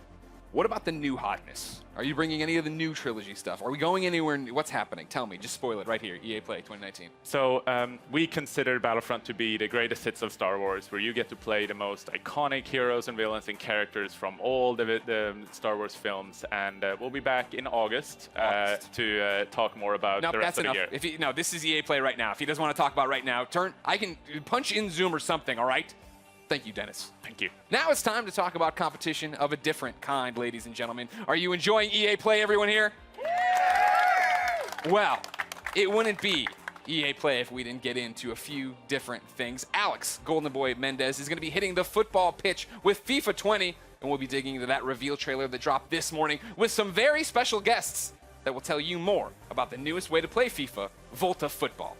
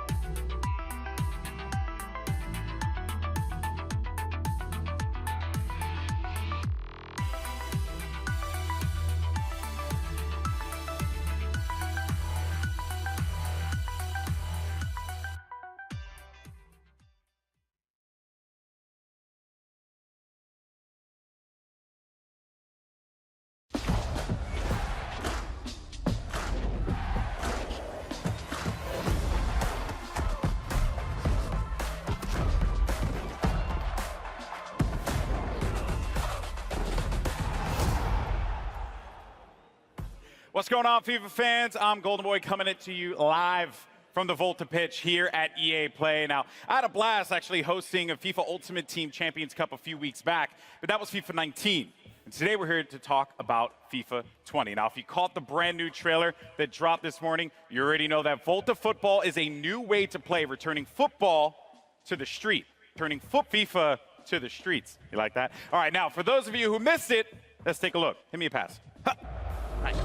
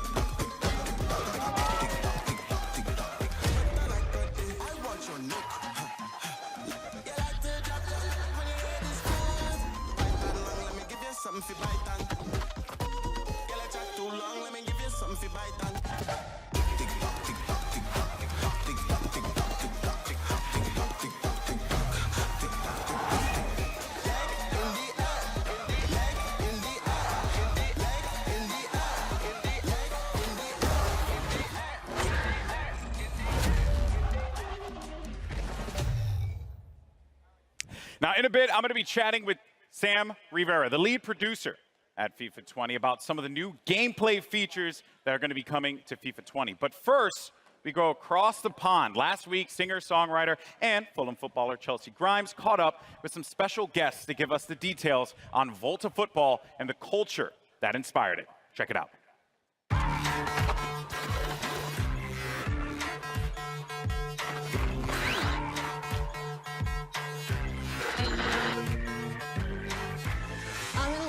With Volta producer Jeff Antwi and Manchester United and England legend Rio Ferdinand to talk about a subject close to my heart, street football.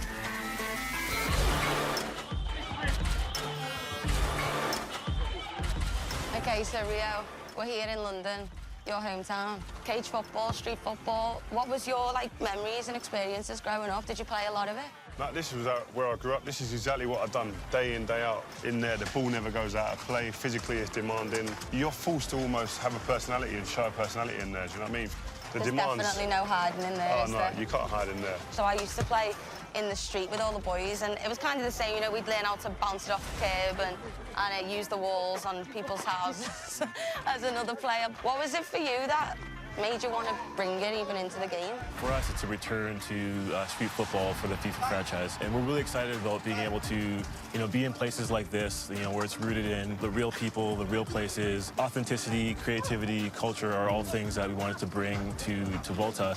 Look at that guy's footwork. Yeah, the footwork's it's amazing. That's what you can do in Volta, though. So that's part of the detail in the gameplay. So you can do all these mad tricks like this. Well, just being able to be really skillful with the ball at your feet. Whether it's a classic futsal drag or being able to play it off the wall to yourself to beat your opponent, or flick it up over your head to create space for an on goal. Can you use that with the players from the professional teams? Absolutely. So obviously with it being FIFA, we want to make sure that authenticity is at the forefront. And so you can play with or against the real players, all the licensed players that we have, all the licensed clubs. You can imagine playing Chelsea versus Spurs in this London cage. Man United versus Liverpool. Man United versus Liverpool.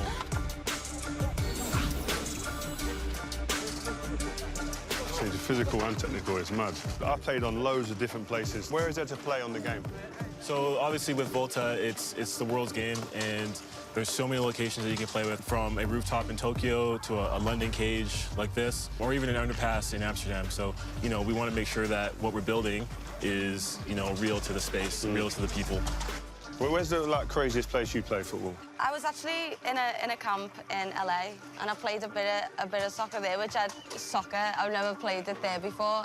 The pitches are a lot nicer than when I grew up playing in Liverpool. What about you, Rio? Maybe in a favela in Brazil. I went to the World Cup in Brazil. My first one I did as a pundit. I managed to go into the favelas and have a little look. crazy, man. And amongst that was just like a pitch in the middle of it, in a cage. A bit like here, but it's just different setting. Right. What type of football were you playing? We played whoever was there.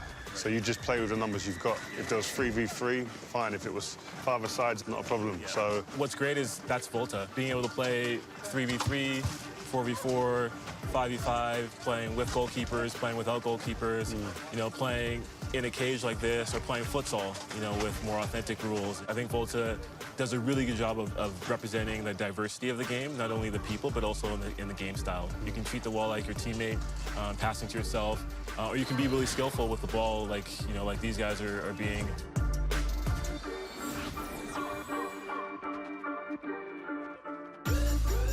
Volta football is such a diverse game, and for millions of people around the world, streets is their stadium.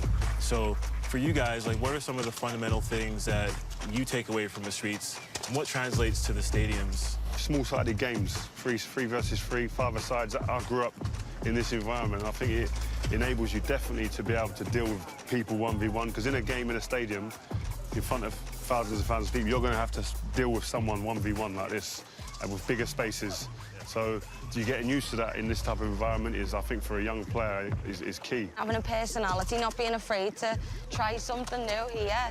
And obviously, you know, eventually you can go and put it onto the big stage. So I think this is like, yeah, you go and express yourself. I think definitely the word, that key word, express. If you can express yourself, you see the best in everyone. I think individually, as a team. You know, street football is, for a lot of people, it's foundational. And it translates to, you know, the stadiums. And for Volta, that's kind of how we've built the gameplay experience. And so we're really excited about what we can, you know, represent and being able to represent the flair and the style that you guys just talked about. I think a lot of people as well used to always associate like skills and flair without the end product. I think that's what's great about this game, is that end product's always king. Really want to know is, can you create female players? Absolutely. I think that's one of the biggest innovations. You can play male or female, and they play with each other as well, and that's an important part of what we're building. When you go and play in there, not everyone turns up in a pair of shorts, boots. Can we have like jeans, like cut downs that I've got, or? You can have, you know, t-shirts and shorts, or you can have jeans and long sleeves. Again, a big thing for us is, you know, being able to establish the culture that is street football through clothing, through how you look, your personal style. You can have short hair, long hair. You can have tattoos, no tattoos. You can play with trainers. Okay. A lot of the time as well is like, it's not only you want to look good, you want to feel good, play good. In some of it's superstition, like it's all of that all in one. If you can get that into a game and transfer that and translate that into the cage, you got it made. That's a big part of Volta football, just being able to represent the people as they are. You know, we want it to be authentic, we want it to be diverse, you know, we want it to be cultural and creative, and a lot of that is, you know, how you equip yourself and how you carry yourself and how you represent yourself in the game.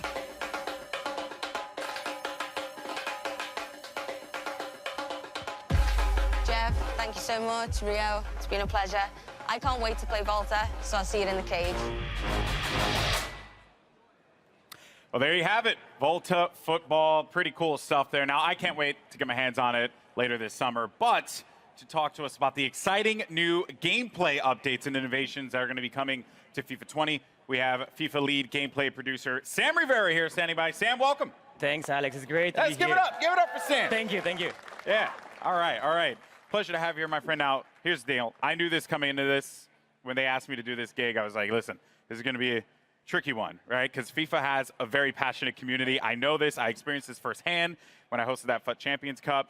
And you and I, we talked a lot about how important it's been for you to engage with the audience, with the fans, with the community on FIFA 20's development. So why don't we dive into that? Tell me about that process and how the community played a role in making this game a reality for you all. Absolutely. Community feedback is a big deal for us.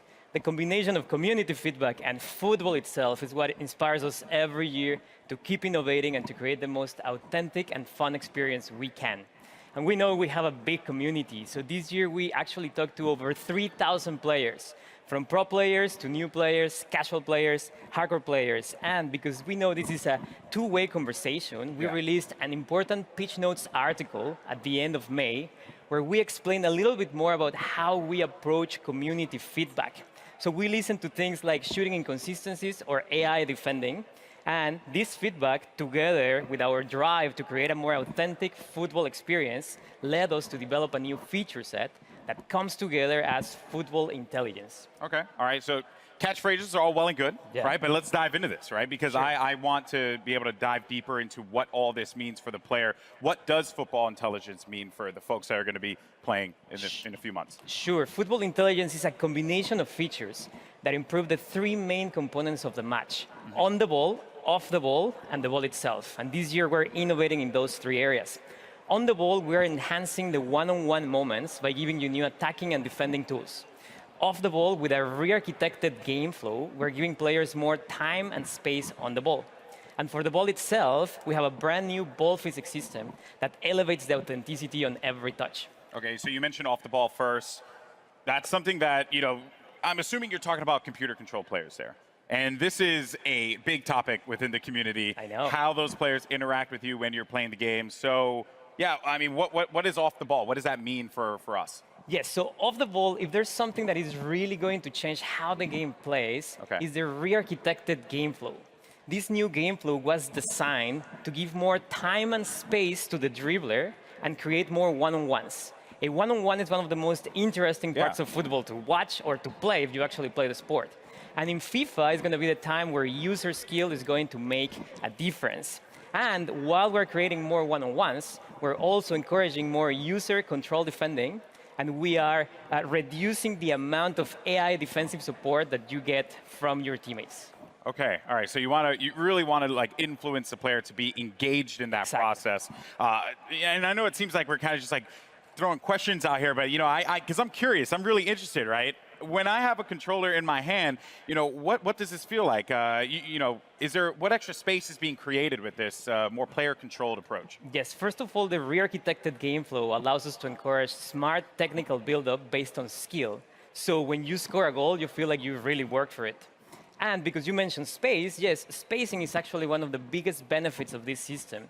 You will see how your teammates spread around the pitch in a more authentic way, allowing you to read the game better and also giving you new ways for you to create your own scoring chances. And visually, just the game looks much more like real football. Yeah. So my AI teammates are going to be way more helpful for me because Lord knows I need that. All right. Which I think, a lot of us feel the struggle there. But now, what about the player, me, right? As I'm playing this game, what new tools do I have that I could put out there on the pitch? Yes, so football is all about the decisive moments on the ball. And now that we're encouraging those moments, we're also giving players the tools to make sure those moments are in their control. Okay. So there's 4 features that I want to talk about: composed finishing, strafe dribbling, control tackling, and the new penalty kicks and free kicks. All right, so 4 big topics. Yeah. Let's just dive into this. Composed finishing, what do you mean by that? Sure. We received feedback from the community regarding the difficulty to finish in front of goal. Okay. So in FIFA 20, with the new composed finishing, you're going to experience more clinical and consistent shooting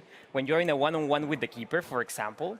And if you try a more difficult shot, let's say a volley from outside of the box, then you're going to have more chances to miss. So overall, we are improving the fundamentals of shooting to provide a more authentic experience. And we also listen to feedback about time finishing. And we are very confident that the changes that I just mentioned to the fundamentals of shooting, in addition to some tweaks that we're doing to the actual time finishing mechanic, are going to give you a more satisfying shooting experience, whether you time your shot or not. We are actually just releasing another Pitch Notes article about this topic. If you want to know more information, you can check it online. Okay, so a whole topic just on this alone, which is very dedicated there. Now, you also mentioned another attacking tool, which was strafe dribbling. Yeah. So how is this now going to play a role in how I play out there? Good question. So we are reinventing the strafe dribbling mechanic. Okay. This tool adds more dimension in attack, giving you more control, more precise and agile control of the ball when dribbling. And I would say this tool is great to lure your opponent in, and then when he's getting closer, use your player's agility, speed, and skill to beat that defender. So if it wasn't any indication, though, I'm going to be on defense quite a bit. So we'll see. Because of that, as a defender now, we're continuing to just run through these tools, these new gameplay additions that are coming to it. What about on the defensive front? Yes, to counter the attacking tools, we also need to bring some innovation into defending. The new control tackling system, which uses the sophistication from the active touch system from last year, is going to improve your players' tackling ability to ensure you win possession back more often than ever when you tackle in the right context. Okay, and then the most intense, nerve-wracking moment in any game of FIFA, me and my boy Rob, we went, this is an everyday thing for us. Penalty kicks. Yes. What changes are you making to penalty kicks? We have brand new penalty kicks and free kick systems. Okay. So first of all, the aiming mechanics are completely different and more accessible. But obviously, we're keeping some elements of skill in there to make sure there's enough depth in the mechanics for those that want to be masters on those systems. And for example, in free kicks, you're going to have full control of the spin that you apply to the ball, and that's going to create your trajectory. So you can do side spin, top spin, no spin, or a combination of them. And that's going to be based on how you swing your right stick. And then you will see the trajectory. So you can go around the wall, you can go over the wall, you can do a knuckle shot, for example. Ultimately, these systems are more, they're more fun, you have more control, so that you feel like it's more rewarding. And you swing your right stick, and then you see the trajectory being created, and that's the cool part. So, for like us FPS gamers out there, maybe that's something that I can actually be good at, like exactly hit with the right stick. That's awesome. All right, so on the ball, talked off the ball, but the ball. That is the most essential part of the beautiful game. So what's new with the ball? We have a brand new ball physics system, and the ball is at the center of every match. And the innovation that we're bringing to the ball this year just gives you a more authentic experience in general. Yeah. So we rewrote how the ball behaves on every player contact, on every bounce, on every interaction, and how spin affects the trajectory of a shot, pass, or cross. So what you will see is more realistic player deflections, more realistic bounces. And if you do a shot, let's say a finesse shot, you will see maybe more curve. If you do a lace shot, you will see a dipping trajectory, a rising trajectory. There's more variety in general. So the entire FIFA experience feels fresh because of this new ball physics system. Trying to get that ball to bounce in fun ways is going to create some interesting moments, especially for a lot of our top players out there. Now, I know that a lot of fans, I'm sure, are going to be very excited to try out these new features. And since you have the eyes and ears of a ton of FIFA fans right now, floor is yours. Anything else you want to say to this community? Yes, so the features that I just talked about are very important, but there are many other changes that we're doing in FIFA 20, and a lot of them are based on community feedback. One of them is pace. We know that sometimes slower defenders can catch up with faster dribblers, so we're tweaking pace in FIFA 20. It doesn't mean that the entire game is going to be based on player speed, but it just means that player physical attributes are going to be slightly more important. We're doing something very similar for strength. And finally, for those players that have mastered the skill moves, we're obviously tuning some of them. Let's say La Croqueta, we're adding new ones. Or if you like to chain multiple skill moves in a row, then you will get a more realistic outcome. We're working on those. So you're telling me that Tex can't bust out 3 elasticals at the same time? We'll see, but you will see new behaviors there. Tex will still find a way. Tex will still find a way. Well, thank you so much, man. I really appreciate it. Now, when can players get their hands on FIFA 20? So it's going to be September 27th. Okay. And there's some good news. If you have EA Access, you're subscribed to EA Access, you can get hands-on September 19th. Wow. Okay. And then, of course, EA Access coming to PS4. Exactly. That's good news. So PS4 fans will also be able to play FIFA September 19th. All right. Look at that there. And, of course, all those details can be found online, so don't forget about that. It is a hot day out here. We've been talking FIFA. I've been having a blast. And Sam, thank you so much, man. Guys, give it up for Sam Rivera once again. Thank you. Thank you. Awesome stuff. Now, don't forget, if you're in LA, come down to EA Play. Try out FIFA 20 for yourself. Or come watch some great street football competition at our custom Volta pitch. Keep an eye out because the FIFA team has a lot more to come between now and September. They'll be posting deep dives on the Pitch Notes platform. You get more info on gameplay, career mode, pro clubs, Volta, and because we all know you want to talk about it, FIFA Ultimate Team. So keep an eye out for those. I'm Golden Boy. Thank you so much for watching. See you later.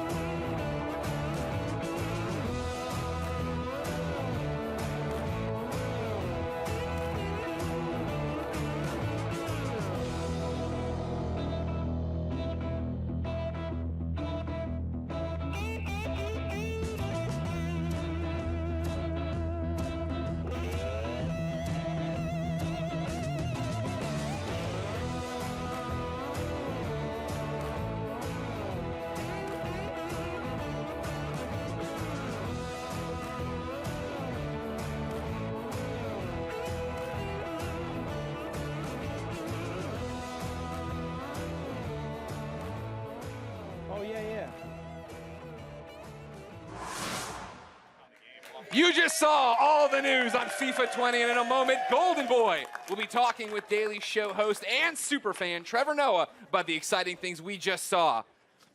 Do you think it's weird that Golden Boy gets to talk to Trevor Noah and not me? How are you? Hey, well, you know what? Get out of here. Go. Go away. Jeez. But first, we've got a very special message about EA's Play to Give campaign, so let's check it out.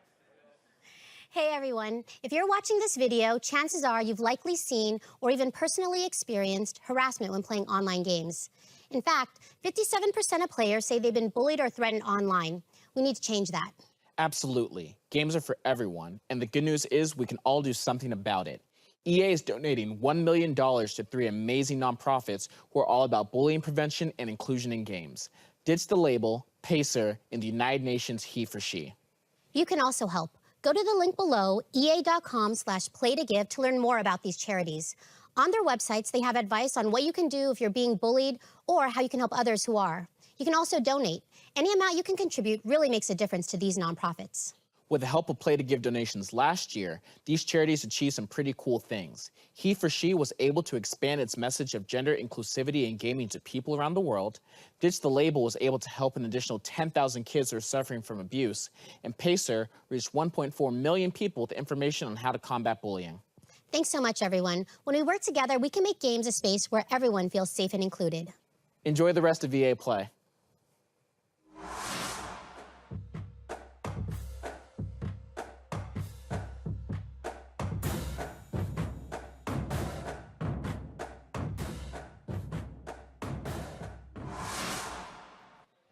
Hey, what's going on, everybody? Golden Boy here at EA Play once again. And just so you know, it's always good to give back to a great cause. You can find out more info about Play to Give online. Now, everybody, welcome to the EA Play stage, the host of The Daily Show, FIFA superfan, Trevor Noah. Thank you for having me. Thank you so much for coming out, man. Are you kidding? And, you know, when they told me about this, so Greg obviously very salty he didn't get to do this interview. Haha. Stuck it, Greg. So I understand you are a massive fan of FIFA. Well, I'm not a FIFA fan. FIFA is my full-time job, and then I do other things to sustain the habits.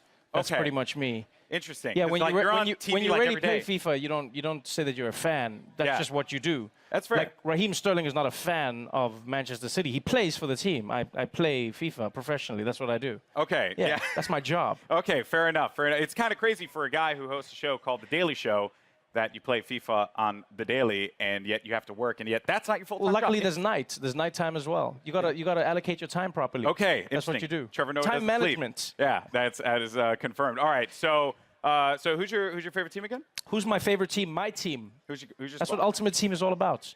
Oh, really? Yeah. Okay, really? Come on. Really? That's where you're going to go? Why am I going to go and support one team when I can create the best team ever? You know? Okay, I feel like you just don't want to draw any battle lines. Oh, here. no. When it comes to the English Premier League, I'm Liverpool through and through. You know, I'm excited for what they did. Yeah, pain in Kiev, joy now. And then, you know, when it comes to Europe, I switch and I play with different teams, you know, because I get to enjoy just the players. But in the game, my team is the team. Okay, so then who's like your big player on your team, on your Ultimate Team? It depends. It changes depending on what card comes out. So for me right now, Syria Gomez, small little man, does major things. One of my favorite players in the game. I know this is a weird one. Right back Almeida, one of my favorite players. Just like I like playing with weird characters that no one else is playing with. Because everyone out there is going to be playing with like 92 Vieira. Everyone's going to be trying to play with Gullit in the middle. And it's just like, who can you play with? Alan, Napoli, one of the best players you can play with in FIFA. Mark my words. Go and get him. Go get him. Yeah. Yeah. You just got to get like the weird players that no one else likes. And then like when you meet them with your team, they don't know who the players are. They don't know how they play. And that's what makes FIFA such an amazing game for me is the customization. Dude, I tell you right now, blown away and very impressed. By the way, Trevor Noah, man, just dropping the knowledge out here. Thank you, man. Thank you. Trevor, I know this was a brief one, but I want to thank you so much for coming out to EA Play, my friend. Much, it's been a I'm blast. excited, man. And, you know, FIFA 20 is playable here, and we have to have a match. I think you and we have to have a match. Well, we won't have a match. I will school you. Okay. There won't be a match. Okay. Yeah. We can play together, and then I will teach you FIFA. I kind of set myself up for that one. All right, well, Greg, back to you, buddy. In a moment, Adam Rank is taking us on a deep dive on all kinds of new features coming to Madden 20. But first, power up your exosuits, freelancers, because we're talking Anthem. And to help me get the 411, I'm joined by Anthem live service lead producer, Ben Irving. Hey, Ben. Hey, man. Thanks for having me. Thank you for coming. I can't believe you're really here. The subreddit flipped out. I flipped out on Kind of Funny Games Daily. No Anthem at EA Play. What's happening? Of course we're going to come to EA Play. We've got a booth out there with lots of fans coming through to play it. But really the big thing for us this year is working with our influencers and game changers. Sure. We have our new update called the Cataclysm on our public test server. And our time here this weekend is really about talking to them, getting feedback from all our players so we can make that a great game update. All right, good. You got the marketing spiel out of the way, Ben. Talk to me. It's been a interesting 4 months for Anthem. It's been an interesting 4 months. What have you guys learned? What are you pivoting? What's happening? Yeah, look, it's been a wild ride. You know, we've learned a lot of lessons over the last 4 months. I think one of the most important ones was just around listening to player feedback better. Sure. And so we spent some time really trying to get this PTS game update out, making sure instead of us saying to players, hey, this is what we think is really exciting, just give them the game update and say, you come and tell us, what are the things that you do like and the things that you don't like? Well, and really trying to pivot more into that so that we can learn more from what the players want. That's what I found so fascinating when we were talking earlier, right? Is the fact that the public test server is there for people to get in, and you guys don't want to be like telling people what's cool. You want to start building this game with them. Yeah, because you know, it doesn't matter what we think, it only matters what the players think. They're the ones playing the game, so if they love it, great. And if they don't, they'll tell us the feedback and we'll do our best to address it. So everybody can get into the public test server right now? Yeah, it's available on PC right now. If you have access to Anthem, you can download the game and play it. If you happen to be somewhere near the venue, feel free to come on in. You can play it with us as well. And we're just, like I said, really looking forward to getting all that feedback and trying to make it a really great game update. So from there, what is the future of Anthem? And is there a future of Anthem? That's a question I see a lot. Yes, there's a future for Anthem. A very bright future, we hope. Look, it's kind of the same thing. You know, we've learned a lot this last few months. We really want to make the game better. We believe Anthem can be a really amazing game. We know we have some work to do, and we just want to work with the community to build it together and make it the game that everyone wants it to be. All right. Well, thank you, Ben. Get back to work. A hug from Ben. How are you doing? Oh, my God. I threatened a hug. You did. Well, you didn't get a good one. Get in here. All right. For those of you here at EA Play and those of you at home, you can get your hands on Cataclysm right now. So join me and get back in the fight, freelancers. Now, everyone get excited because up next we have Adam Rank bringing you an exclusive first look at Madden gameplay with deep dives into the new X Factor abilities, face of the franchise, and more. So keep it here at EA Play.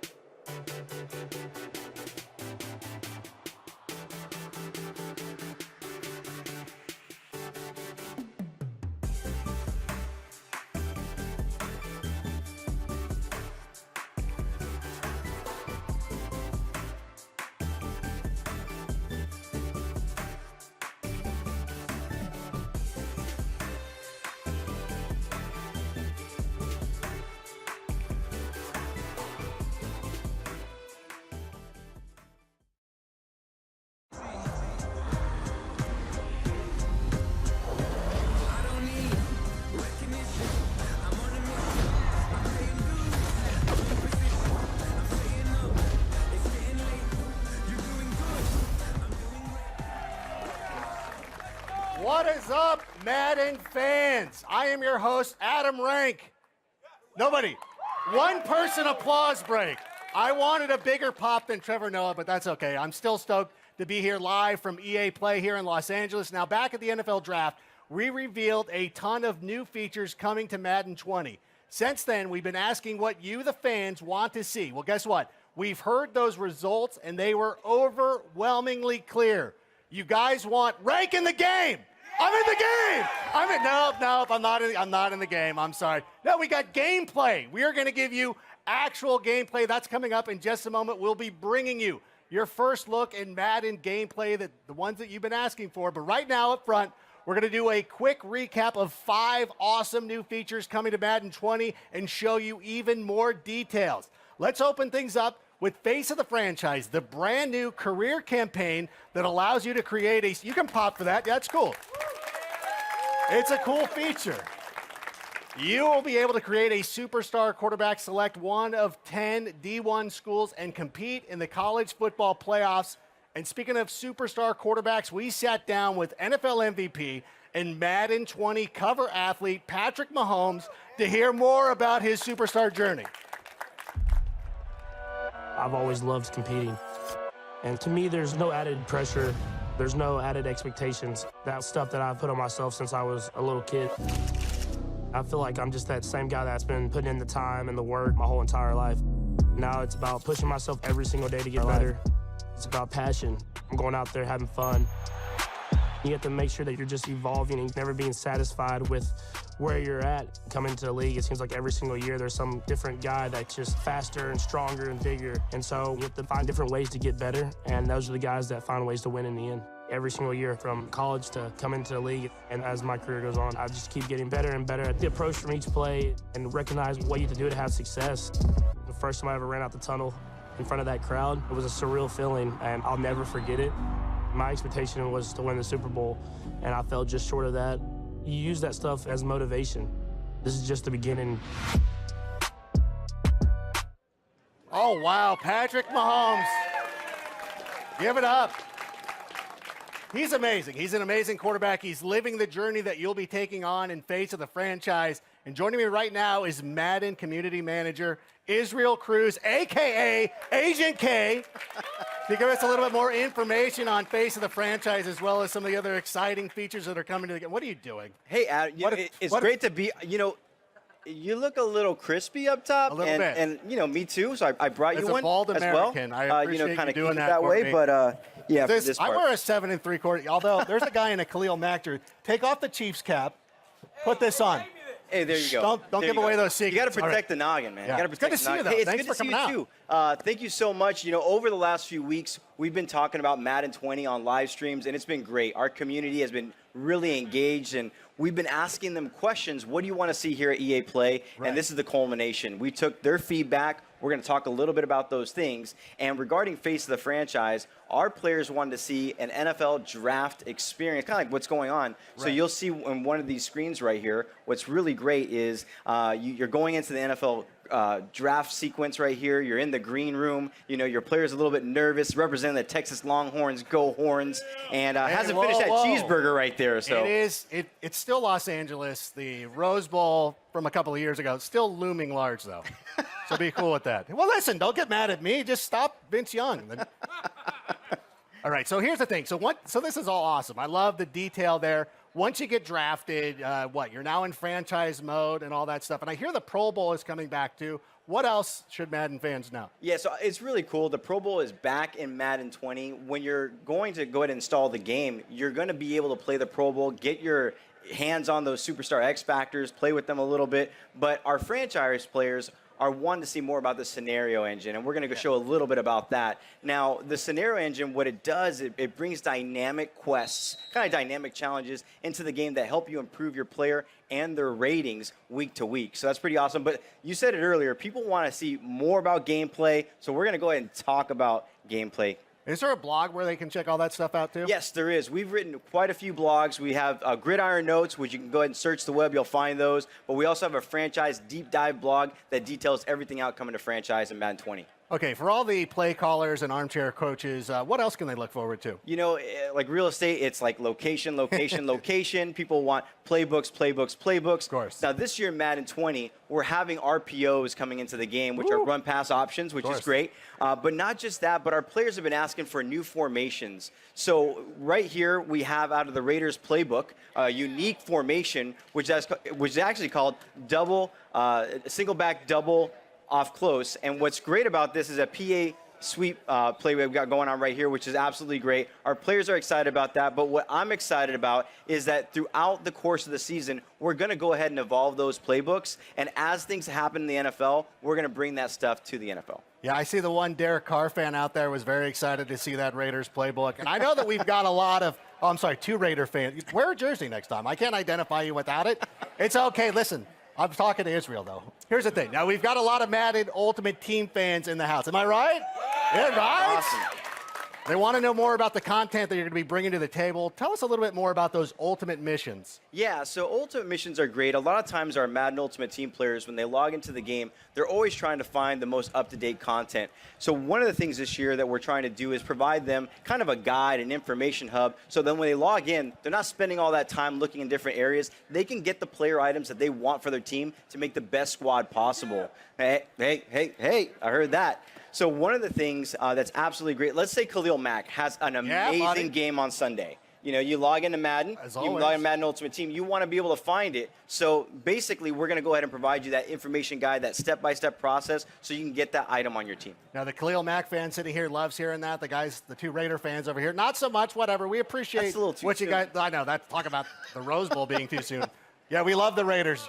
I love John Gruden, what he's done for our team. Now, the thing that I'm most excited for, though, is the superstar X Factor abilities. These make the superstars, you know, play like superstars. And you're going to give us a little bit of a reveal on some of these abilities? Yeah, so our players have been asking us to go ahead and talk about these superstar X Factors. The first one we're going to reveal is Alvin Kamara, which is great. He has in-zone abilities. He also has superstar abilities, and we're going to go ahead and take a look right here. What's cool about his zone ability is called Satellite. You've heard of Satellite backs, right? I know what it is. Yeah, okay. Thank So, yeah, I mean, these guys But are... explain it for everybody else. Yeah, so at the end of the day, I mean, you know, you guys have seen the tape. Out of the backfield, Kamara's a deep threat as a wide receiver, as a receiver. It's crazy. He's absolutely amazing out of the backfield, but he also has superstar abilities. So those superstar abilities are matchup nightmare. So basically, you're going to go ahead and have better opportunities to go ahead and catch the ball against linebackers and DBs, and also better route running. I mean, he's absolute beast. And he also has running back apprentice. What running back apprentice actually does for him is that it allows him to have 4 additional hot routes anytime and pre-play adjustments. Love that. Now, listen, everybody who knows me knows I'm kind of a dumb guy. So can you explain the difference between zone abilities and superstar abilities? Yeah, so for zone abilities, we talked about Satellite. So what's going to happen is in-game, you're going to go ahead and get some in-game objectives on how to go ahead and get your player in the zone. And, you know, Clint's going to talk a little bit here about how you're going to be able to knock them out of the zone. But the thing is that superstar abilities, what that's going to allow you to do is that they're always available, they're always on, and not just that, but it brings like a unique, authentic feel to that specific player. So with Kamara, one of the things that we were actually showing right there is that it's going to allow him to go ahead and do some amazing things out of the backfield. And it's just another level of authenticity is what's everything. Totally. I mean, our players have been asking us for a long time. They want the players to feel like NFL superstars when they're on the field, and we want to give that to them. Okay, now to help us get even more down and dirty and some of those details on X Factor abilities, I want everybody right now, this is serious. Put your hands together because joining us here on the stage here in just a moment is one of the best wide receivers on the planet from the Pittsburgh Steelers, from the University of Southern California, a hardcore Madden fan. Ladies and gentlemen, all the way in the back, give it up for Juju Smith-Schuster.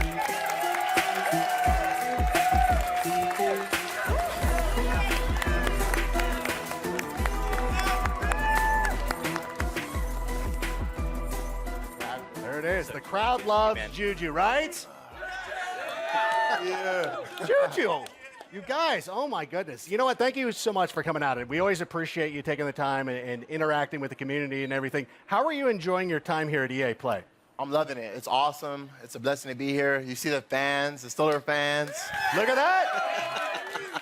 I was here last year, and it was an amazing setup. And to come back again, no question. And, you know, when I heard about Madden 20 and I heard about Pat Mahomes being on the cover and that whole X Factor thing, I was like, wow, this is amazing.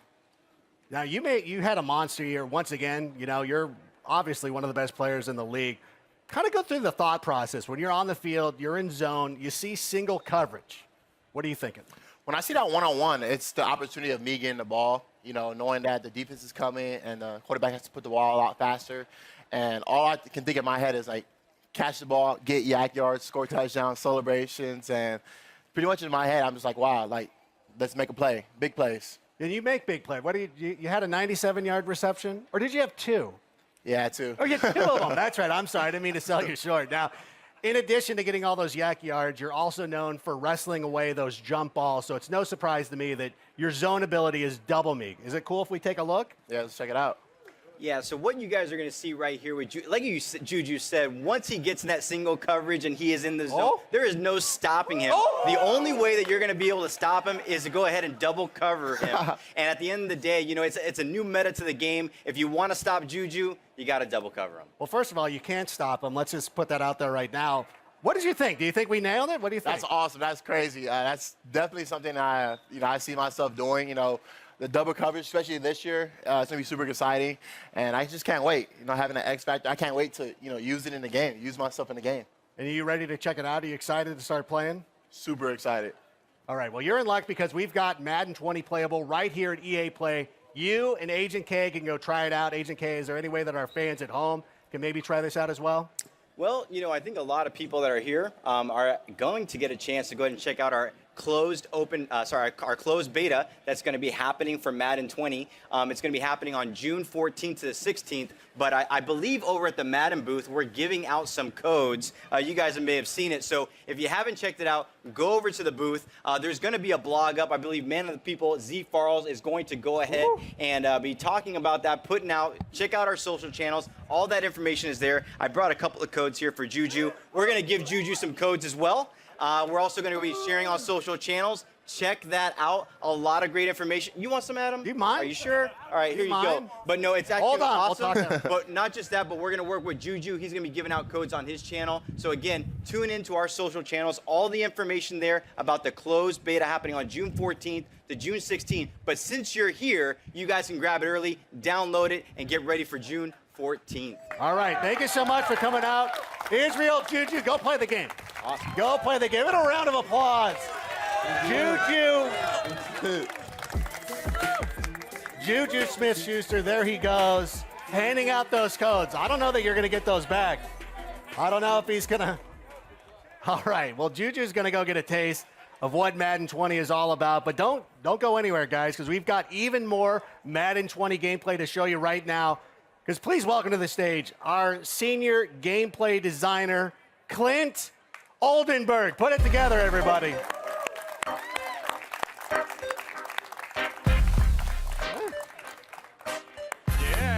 Keep it going. Good to see you. How you doing? Wonderful. Oh, my gosh. Thank you so much for being here. Now, we've seen those X Factor abilities, but I want to dig a little bit deeper. Tell me a little bit more about how they impact gameplay. That's a great question. I'm going to follow it with a question for you first. Okay. And I'm trusting you to give me the right answer. You got it. What are some reasons you like to watch football? I like yelling at my fantasy players. That's a good one. Okay, yeah. Anything else? Oh, you know what? I like watching superstars play like superstars. When you have somebody like Juju Smith-Schuster, I want to see him make some big plays. That's exactly right. And sorry that you have to follow it, by the way. That was a hard tough assignment, booking, man. by the way. That was a really hard assignment. Trevor Noah, Juju, and now Clint. Hey! Yeah. That's good. Yeah, give it up. Yeah, so you mentioned superstars. The NFL is such a star-driven league. Madden is no different. We set out with a creative vision this year to make our stars feel like stars.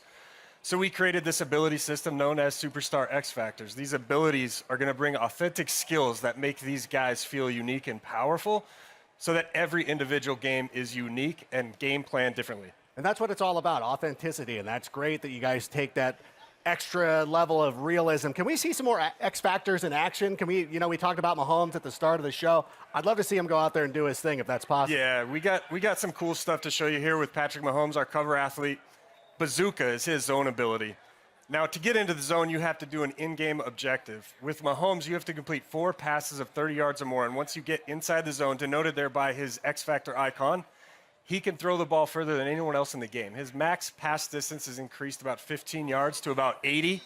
You can bomb the thing.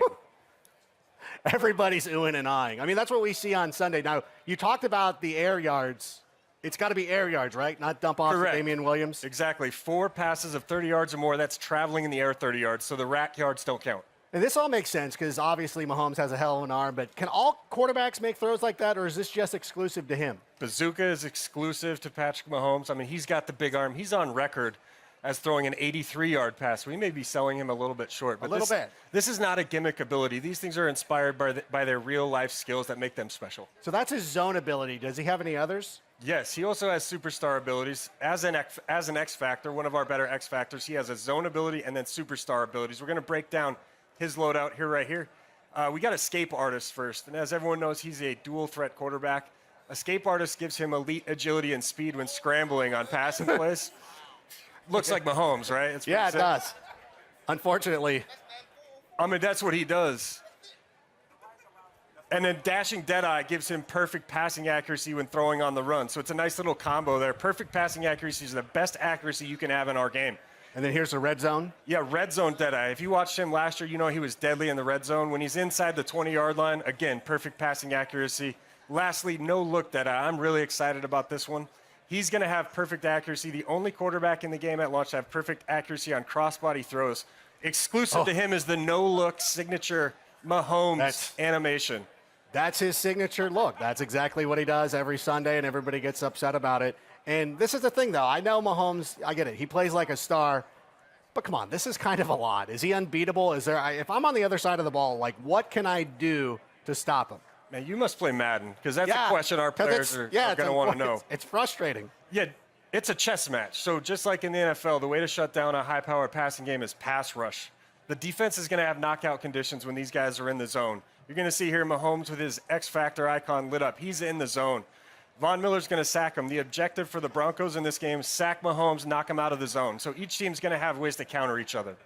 So again, it's authentic football conditions. It's a chess match. It's all that stuff. Exactly. And if you pull that objective off, you knock him out of the zone, then he has to go through his objectives again to get back into the zone. All right, well, that's a little bit reassuring. I'm glad that there's some checks and balances that go along with all that stuff. But we all know, and I know you're an offensive guy, but defense wins championships. We've seen what the offense can do. Let's talk about the defensive side of the ball. Yeah. You know who I want to see? One of the most incredible athletes in the NFL, regardless of position, Aaron Donald. What's he all about? Yeah, man, Aaron You Donald can pop is Aaron Donald. scary. Yeah, give it up, Aaron Donald. Aaron Donald is scary. So I played offensive line when I played, and I knew I couldn't block him. That's why I'm sitting in this chair. So he's reflected pretty well. He's got his own ability called fearmonger. Okay. What makes him special is when he gets in the zone, he can actually apply pressure penalties to the quarterback even when he's engaged in a block. Typically, those penalties only occur when you're free rush, unblocked to the quarterback. He does it while he's blocked. We're going to take a look at some of these. He also has superstar abilities. You're going to see these in the video. There was the pressure penalty applied to the quarterback. Right. In addition to that, he has pass rush elite. That's a superstar ability that gives him quicker, faster pass rush shed moves as a pass rusher. And then under pressure, makes those penalties he's applying to the throw power and throw accuracy of the quarterback more punitive. So he's quite a disruptive pass rusher. Because that's one of the things, too. It's not necessarily, especially with somebody who's playing defensive tackle, it's not somebody who's always going out there and getting sacks. It's guys who are going out there and also getting pressure up the middle, pushing offensive linemen into the face of the quarterback. Yeah, it lends itself to more strategy in the game. You got to know who you're playing against. You got to know who you're playing with. Like I said, it's a chess match out there. And then one important note here with all the passing abilities, you said Mahomes seemed really powerful. Putting pressure on the quarterback is going to be the direct counter to a lot of those abilities. And that takes them off their game, and that takes them off of X Factor and everything like that. Absolutely. So it's good to have those guys. One of the cool things, too, that I've noticed when you're watching all the play and all that stuff going on is that you've worked really hard to bring these guys' unique abilities to life and put their personalities out there. And that includes some custom animations. So what are some of the examples of these custom animations we're checking out? These are super cool. We didn't want our superstars to just feel great. We want them to look great, too. The first place is quarterback, cover athlete Patrick Mahomes. We went out and captured these guys' signature passing animations. We have coverage for about 6 to 7 of the most popular quarterbacks in the game. We're going to continue to add to these throughout the year. Aaron Rodgers, quick release. Drew Brees, you know he's always fidgeting if you're a Saints fan. And it extends beyond quarterbacks. Everyone knows Zeke Elliott's feed me, getting the team in the zone.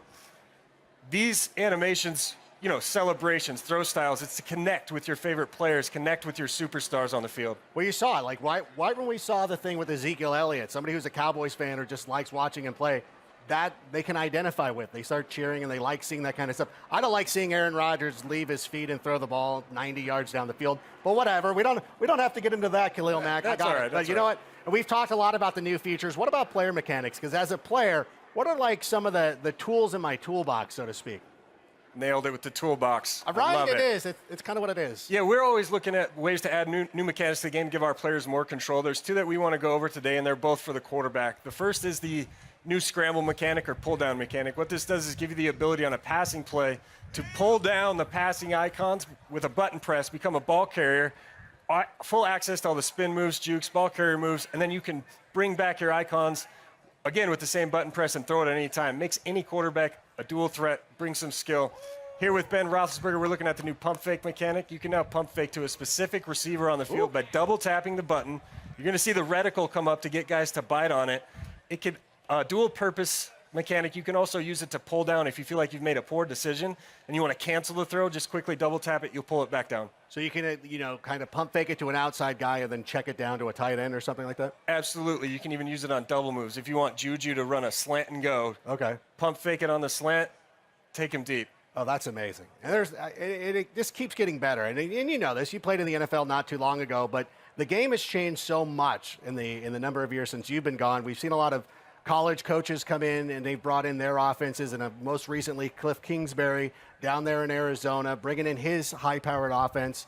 Kyler Murray, not a prototypical quarterback. He's shorter, but they're going to do a lot of that run-pass option. Are you bringing that into the game? Yes. Super excited to announce that we are delivering RPOs, as they're known. I mean, you can't watch an NFL broadcast without hearing that acronym, RPO. All they talk about. 13, 14 times, right? So this is a concept taking the entire football world by storm. We actually have 3 different types of RPOs in our game. We have alerts, peaks, and reads. I'm going to break those down really quick for our players. The first is an alert. That's a very basic pre-snap read. You're calling a running play, and you're going to look at what the defense is aligned in. If you think you can run the play, you just call the play, you hit nothing, you'll hand it off, and away you go. However, what's cool about those plays is you can branch out of that handoff at any time just by hitting the receiver icon and throw it if he's open. So that's a really cool way to be creative on offense. And then there's 2 other types. The peak, more similar to a read option. You're reading a single defender on defense, looking at his behavior after the snap. If he bites on run, you can pull it out, throw to your receiver, and if he sits back on pass, you just hold the button down, hand it off to the running back, gain yards on the ground. Lastly, the read. This is more like the traditional triple option play. You're going to read 2 to 3 defenders after the snap, look at their behavior, then decide if you want to hand it off to your running back, keep it with your quarterback, or throw it to the receiver. We actually have over 200 RPO plays in our playbooks this year. 220. That's a lot. That is very impressive. And it sounds like you've built in a lot more flexibility. Are there any other formations or plays coming to the game? Oh, yeah. You're going to see, if there's any Eagles fans in here, you're going to see something cool here in a minute. We got new animation technology as part of our RPO story. So we were able to put in a lot of these cool concepts you're seeing in the NFL right now. Philly Special is in the game. Look away, We're gonna Patriots see that fans. on the gameplay right here. There it is right there. We also have a lot of jet sweep touch pass concepts. You're seeing the Chiefs and the Rams, teams like that using end arounds. You're going to see a lot of fresh, unique content in the playbooks. And the cool thing is, we're going to be updating the playbooks all season long to make sure that we're staying up to date with the NFL. This is all amazing. Thank you so much, Clint. I cannot wait for this game. And we've dropped a lot of awesome info here about Madden 20 here at EA Play. I just want to say once again, I'm Adam Rank. If you want even more Madden 20 news, you can tune in to the Madden channel right after this. But before we finish up, though, I've got one last treat for you. Player ratings. They're one of the trickiest things to get right in Madden. Well, in addition to being a game designer, Clint uses his background as a former NFL player to help make sure that those ratings are accurate. And our friends over at ESPN have helped to put together a little video to get us the scoop on the best job in the world, the Madden Ratings Adjuster. Let's roll it. This is good.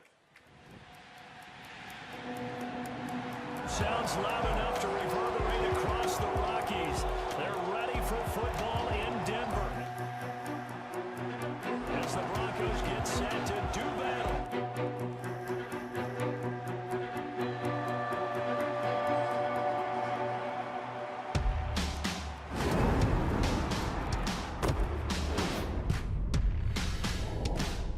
A 90 overall? Yeah, y'all got my jumping weak, bro. I seen that. My Madden rating is horrible. It is trash. We're trying to make our game match what these players are doing in real life. I would like Saquon Barkley's jump to be accurately rated. It should be like 93, 94. And if they think that we have it wrong, they're going to let us know about it. We hope I can get to the 90s range next year. My catch rating got to go up a little bit. I can't be dropping picks on Madden. I need my speed up. Just turn the notch up a little bit for you, boy. Mine sucks. Who does my Madden ratings? Hey, Clint, raise your hand, Clint. Yeah, I'm coming to you. I'm Clint Oldenburg, and I'm a Madden Ratings Performance Adjuster.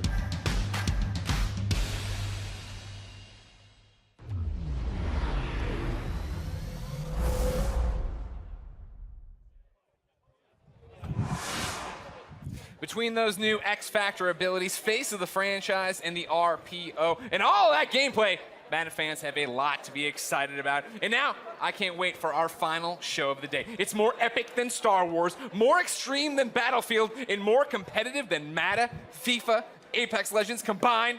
That's right, I'm talking about The Sims. But before we talk Simlish, the Apex Legends Watson reveal earlier has inspired me to come up with some legend ideas of my own. So I'm now joined by Apex Legend game designer Griffin Dean has agreed to hear my feedback.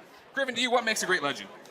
So in a lot of ways, it has to do with the way that they interact in the ecosystem of characters and a lot of sort of creating interesting interactions and choices for players. So a lot of it has to do with sort of the way that the legends work together as a unit rather than them individually. All right. Yeah. Well, I didn't really base my picks or my descriptions on that, but I can work on the fly. All right, Let me first off tell you about the Grabbler. The Grabbler? Right, the Grabbler. He I likes like- to take things. He- Or okay. He takes things. Okay. So he could be taking people's ammunition. Okay. He could take that, you put your pings up, he could take away pings. Okay. Is he a kidnapper, you might ask?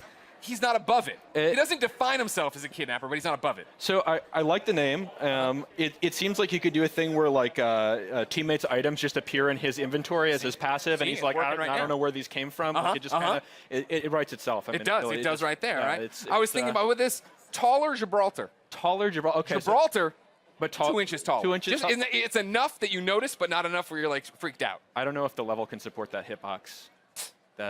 I thought you called yourself a video game developer. All right. You're Respawn. This is. What about Portillo? Portillo. What is? He's my wiener dog. A lot of people have a problem with me on the internet. No one ever has a problem with Portillo. Okay, that's thematically I could see that working. And then what about Dwayne the Rock Johnson? Huh? I mean, we don't. No explanation needed. Yeah, no, that's you just. I feel like there'd be a lot of wrestling involved. Well, I mean, he's very versatile. That's true. Now. That's true. I don't think you understand The Rock anymore. Go over there. Okay. Get to work on these ideas. All right. Vince said I had just a blank check. All right. All right. Go do your thing. Will do. Hey, if it isn't Golden Boy himself, how you doing? You killing it? I haven't gotten to see you today. I know a little bit about Dwayne The Rock Johnson. Yeah, I know. Titan Games, NBC, whatever. Just You're saying. big time now. You're a big deal. Just throwing it out there. All those ideas, by the way, were freaking awful. Just want to throw it out there. I thought Except for Portillo. Portillo's a winner. Portillo's the only thing that gets me over. Yeah. No, everything else is you're getting buried, but Portillo always over. Alex, what was it like talking to Trevor Noah? Hey, Trevor Noah is awesome. Did not expect him to be as hardcore of a FIFA fan as he was. I said on Twitter, he schooled me like straight up. I respect that. You know. I like going toe to toe with a fellow wordsmith on the stage. All right, fine. Ladies and gentlemen, what did you think of Trevor Noah? Let us know in the chat. I'm sure someone's looking at it. But right now, we are not done yet. Everybody get excited because we're finishing EA Play Strong with an in-depth look at what's new for The Sims 4, including the world-exclusive reveal of a brand new pack. Yeah. Stay tuned.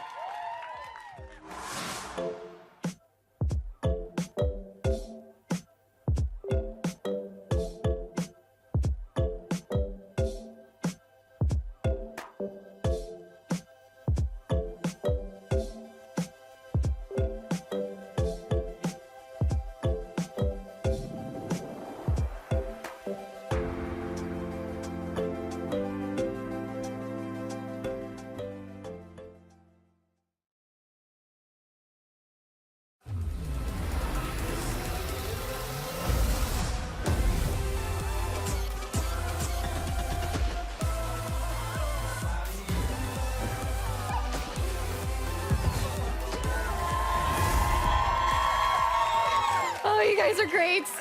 Welcome, Simmers, to EA Play. Yes, I'm very excited to talk about everyone's favorite game series, The Sims. Oh, yeah. Yeah. I'm Julia Hardy, and today we're giving you a guided tour of what's new with The Sims 4, plus a couple of fun surprises, so stay tuned. Now, to help me translate all of this Simlish, everybody join me in welcoming General Manager Lindsay Pearson and Senior Producer Michael Duke. Hi. Thanks so much for coming out, guys. So I'm super excited. I know you guys are super excited. Yeah, absolutely. I've been with The Sims a long time, and this is one of my favorite things to do, is come out and see all of you and tell you exciting things. Absolutely. And I mean, it's going to be a big year for us. It's actually, we're celebrating 20 years of making The Sims this year. Yeah. And Lindsay and I keep debating it, but I think this is going to be the best year yet. I think it might be. Well, I mean, really what we want to know is, what have you got for us? Come on, tell us everything. Of course. Well, it is EA Play. We couldn't come empty-handed. So we'll start with our big one first. I'll let you take that. Absolutely. So we have the next expansion pack for The Sims 4, Sims 4 Island Living. Let's check out that trailer. Yeah.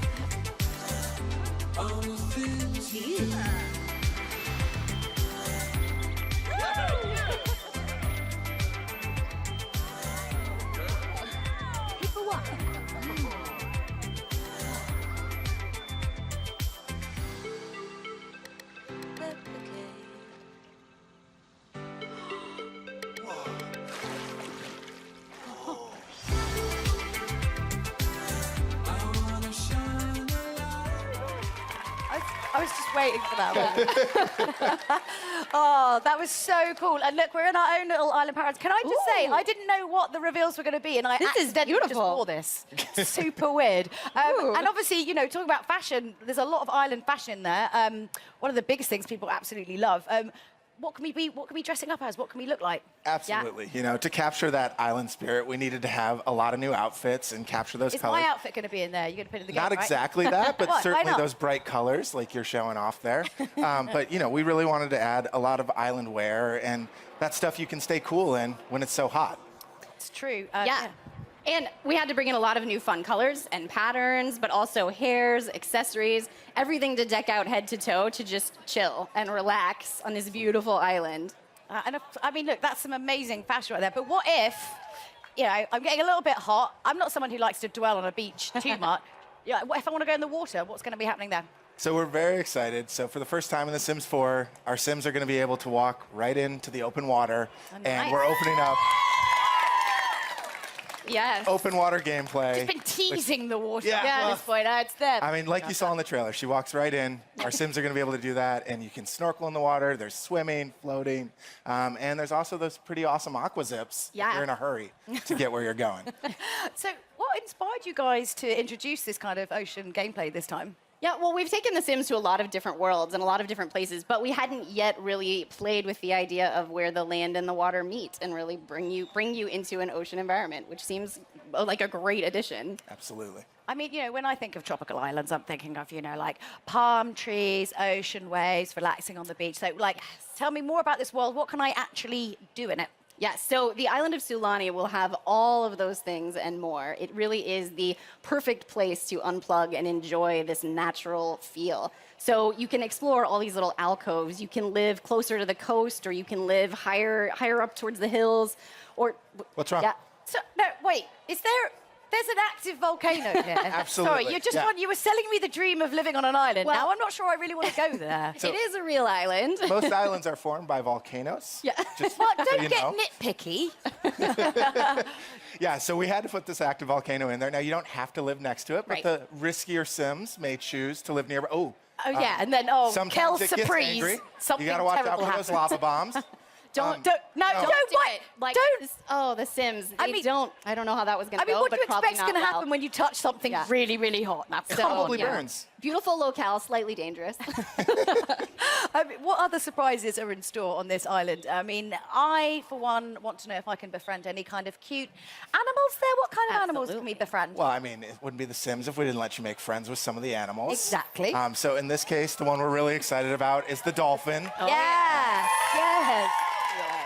So our art team and animators just blew away the expectation on this. Any The dolphin's research so much trips fun. like the Battlefield team, just going off to somewhere hot? Like, No, we're going to we talk need to go them an about island. how they got to do that. Yeah, clearly we missed the angle on that one. But they're so cute, and you get to make like a really nice friend with them, and maybe they'll do tricks for you or squirt water in your face. You know? Absolutely. Well, and then we added a bunch of tropical fish to the water too. Yes. So We really wanted to get those coral reefs around the island to feel lush and full, and so that meant more fish. Lovely. I mean, I don't know. We don't have fish like that in the UK. I mean, we might do, but the water's so murky, I've never seen them. So I'm sure they're down there. I mean, They're they must probably be. What do you put with the chips? Right. I'm sure they're beautiful. So at least rainbow they fish. taste delicious. You have that going for it. I mean, I think the island looks so relaxing. But obviously, it's not really about vacation. It's also, it's about kind of working there as well. But like, what's kind of like the feel and the vibe of the island going to be like? I think it's one of those things we talk a lot about in the team is capturing what it would be like to really live on that island. It's not just a place you vacation, but we wanted this to be a place that's home for your Sims. Or, tricks to be played on you. Well, that happens too. Well, and so there's lots to do on the beach. You saw sun tanning, sun burning, building castles. The whole family can go out and play together, find seashells, or the mischievous Sims, knock things down. Well, and aqua zips. I want to say it again. But they're so good. What are they called again? Aqua zips. Okay. Yeah. Okay. Yeah, there's a lot to look at, so you've got to take time to really explore it all. Okay, so obviously we've established that Sulani is like a great place for Sims to kind of kick back. And but what if my Sims, they don't want to I can't personally lie on a beach for longer than about 30 minutes and get really bored. What if they want to get their hands dirty? Well, I'm very excited about a new thing that we're introducing. If your Sims want a new career to take care of this island, you can actually become a conservationist.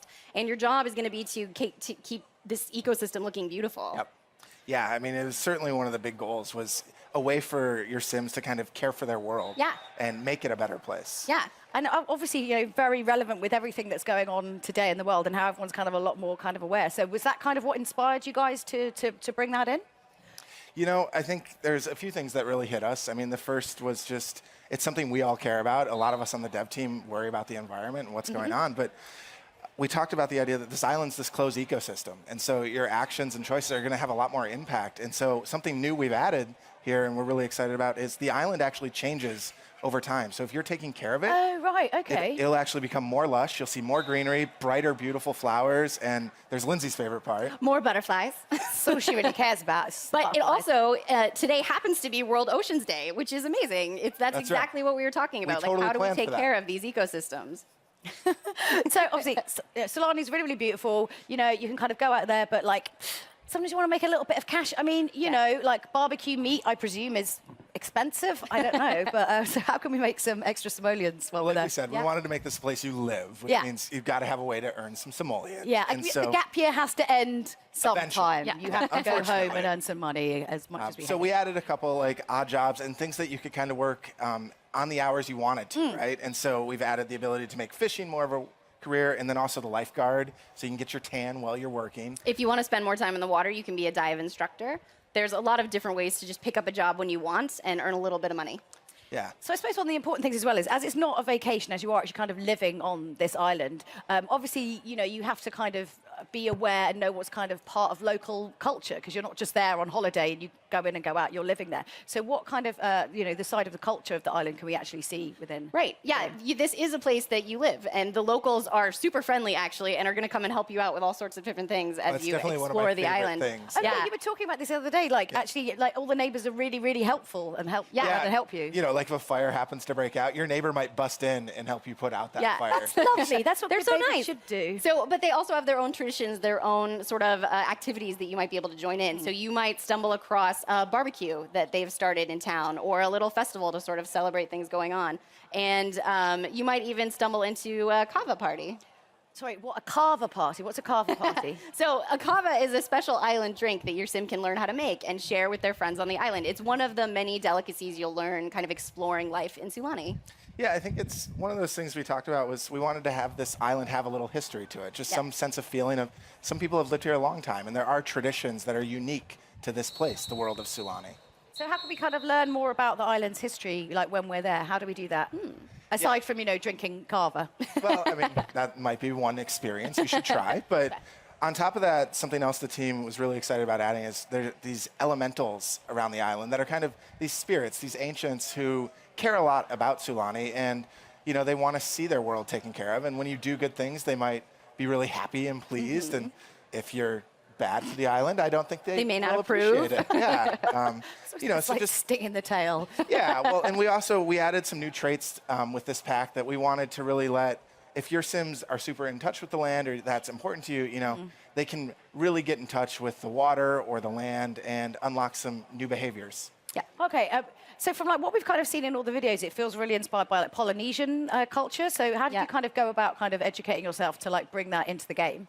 Well, every time we make a world, we want to learn a lot about the influences that could go into that place, because it's not a particular real place, but it's inspired by real places. So short of flying there and researching it ourselves, we reached out. Work that into it. I'm sorry. Yeah. Well, EA is a big global company, so we were able to reach out to a lot of our friends and coworkers across the company and say, hey, we're looking at exploring a place inspired by this culture. Yeah. And could you share with us some patterns or iconography or symbols or even items that mean something to this culture so we can try and create them in a way that feels rich and feels authentic? Well, questions just like, what was iconic to you? Or what do you remember when you think back to living in that place? Right, and some of our specific like decor items came exactly from those recommendations, which is really cool. It's these nice touches that I hope make it feel familiar while still feeling like a new Sims world. Yeah. So not to make light of all that, because I think that's fantastic, but I really feel like I've been quite patient up until this point, and you haven't really mentioned it yet. Mermaids! What's going on? Come on, let's cut to the chase. Mermaids! Mermaids, tell us everything. There are mermaids. Yes, so mermaids are in the pack. And I know lots of players are going to be wondering, it is a very fully featured call. You can take them into cast, you can create and style your mermaid, lots of different tails. It's a lot of fun, but also, you know, the mermaids, they can do a little bit more. Obviously, they're very in touch with the ocean life. So, you know, I'd recommend your mermaid meet a dolphin. That might work out for you. But lastly, the mermaids have some pretty cool powers that you might want to discover. Powers? Can we call them that? Yeah, we could say mer powers. Sounds good. Yeah. Can you tell us what they are? There's still a bit of mystery to the mermaids. Like, don't ask me that. They are definitely worth exploring, so I can't wait for you guys to get your hands on them. So, of course, I would just love to keep talking about mermaids, but no conversation about The Sims would be complete without a chat about, obviously, interior design. So kind of what's new for the architects out there. New homes, new furniture. We saw some, I'm pretty sure we saw some houses on stilts as well over the water, right? Yeah, so I think, you know, first and foremost, lounge chairs. We're going to go to Island. We're going to live the beach life. I don't want to sit upright if I'm relaxing. I'm sorry. No awkward sitting on the stage. We had to bring the lounge chairs in, but then also a lot of that decor to really capture that Polynesian feel, right? And so we wanted to make sure there was that clutter that felt authentic and let it feel like this was home. Yeah, and you can go for this more sort of local style cabana on the beach, or you can go for something a little more high end and modern. We really wanted you to feel like you could create the getaway of your dreams. Yeah, for sure. And I'm so 100% sold on the houses over the water. I'm much more of a kind of modern sort of house. Yeah, for sure. And you might have noticed too, she was able to jump right off of that deck out into the water, which is the great. Best. Like your perfect little escape. Oh, yes. It's all good. I'm feeling the diving into the water vibe. I know. Right now, it's toasty.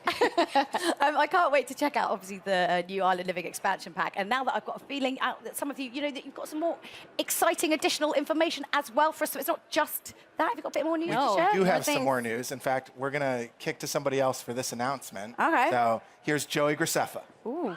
Hello there, everyone. I'm Joey Graceffa, and if you didn't know, I absolutely love The Sims, and I'm so excited to announce this upcoming partnership with one of my favorite games. So this summer, The Sims is actually partnering with the amazing It Gets Better project. As part of this partnership with It Gets Better, Sims is going to be releasing Pride items in all The Sims products in the next few months. There's going to be a variety of It Gets Better and Pride clothing in Sims Free Play, the Sims mobile app, and Sims 4. There's even a gender-neutral bathroom in Sims 4, along with a bunch of other items to show off your pride. Thanks so much for letting me share this news with everyone. Now go out and enjoy your EA Play. Yeah. That's so cool to see. That's really, really cool to see. And thanks so much to Joey for showing for that. I mean, what a great partnership as well to be announcing, of course, because it's Pride Month, it's Pride Week here in Los Angeles. How are you guys going about kind of supporting that great cause? Well, The Sims has always been a game about being inclusive and the self-expression of creating yourself and people you know and telling your own story. So this is a wonderful opportunity to bring new content in the game to celebrate that. Definitely. And I think also, people don't realize how important it is sometimes, you know, when you're kind of growing up and you're figuring out who you are, you're discovering what kind of person you are and discovering, you know, about your sexuality and being able to kind of sort of role play within games is a really, really safe place to do that. So, you know, you guys have been doing it pretty much from the start, way before everyone else. So it's really great. I mean, isn't that great to see? So, so great. Yeah. Well, it's something we're very proud of, and having been with the game a long time, it's something that keeps making me excited about being able to do more. Yeah, I love when we get to do stuff like that. You know, it makes what we do feel so much more powerful and meaningful. And, you know, I always beam getting to tell people that I work on this game and that we do such amazing stuff, you know. And also, when we get to hear from our community about the experiences they've had or how the game helped them get through a tough time in their life or realize something about themselves, it's just, that stuff really keeps us going as developers. People forget how powerful gaming is and how much it can really kind of affect and change you as a person and show you stuff. It's amazing. So when can we get our hands on it? So Joey mentioned briefly, but starting June 18th, the Pride content will come to The Sims 4, and then it will start rolling out over The Sims Mobile and The Sims Free Play a little bit later. That's right. So keep an eye out for that. Absolutely. I mean, that's great, but I mean, I think you've actually got, this is such a ridiculous, and it's back to back, right?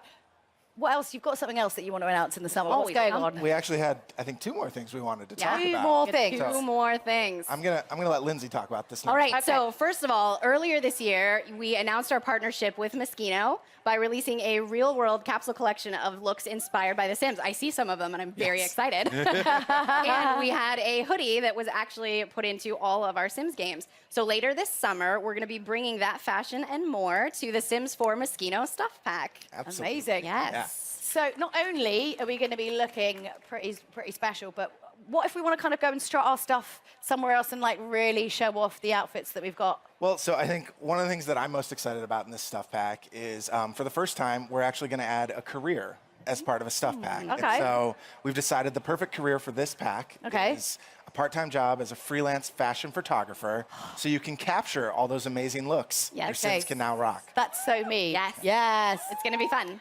That's Looks really good. I'm excited. Wow, well, we've covered so much so far. A new expansion, a new partnership, a new stuff pack, but we're not done yet, folks. Oh, no. No, we're not. Michael and Lindsay brought one more big surprise for all of you guys. Well, so take it away. Yes, I know you're all hoping, so we thought maybe we could tell you which game pack we had in mind. Ooh, I don't know. I think maybe we could conjure up something. All right, Mike, I'll let you spell it out for them. The next game pack for The Sims 4 is Realm of Magic.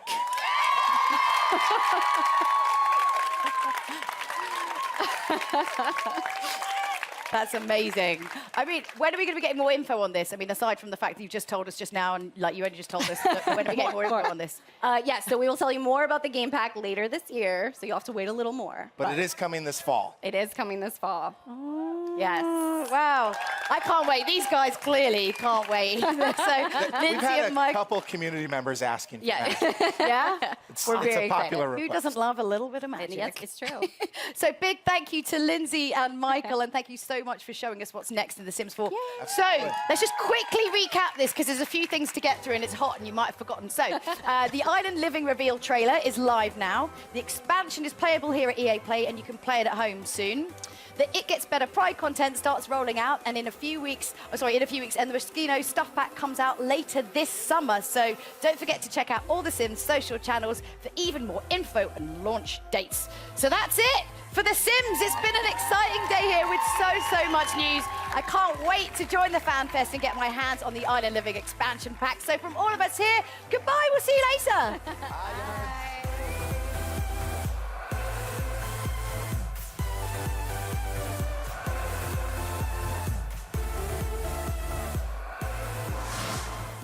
Thank you all for watching EA Play 2019. We hope you enjoyed all these exciting reveals. Skate 4, I'm sorry, we just ran out of time. I'm Greg Miller, and I'd say I had a lot of fun hosting this show, but that, of course, would have been a lie. This has been the worst. I've been yards from all these great games, haven't been able to go play any of them. Now's my time. If you're in Los Angeles, come out and see everything we've got for you in person. If you're not in Los Angeles, or you're just lazy, like me, don't worry, because these games will be in your hand before you know it. This has been EA Play 2019. I'm done? I can go play now? All right, great. Let's get going. Where's my Sherpa? Where's Snowbike Mike? Snowbike Mike, come on. What are we gonna see? What do we gotta see? What do we gotta see? Yeah? Okay. All right.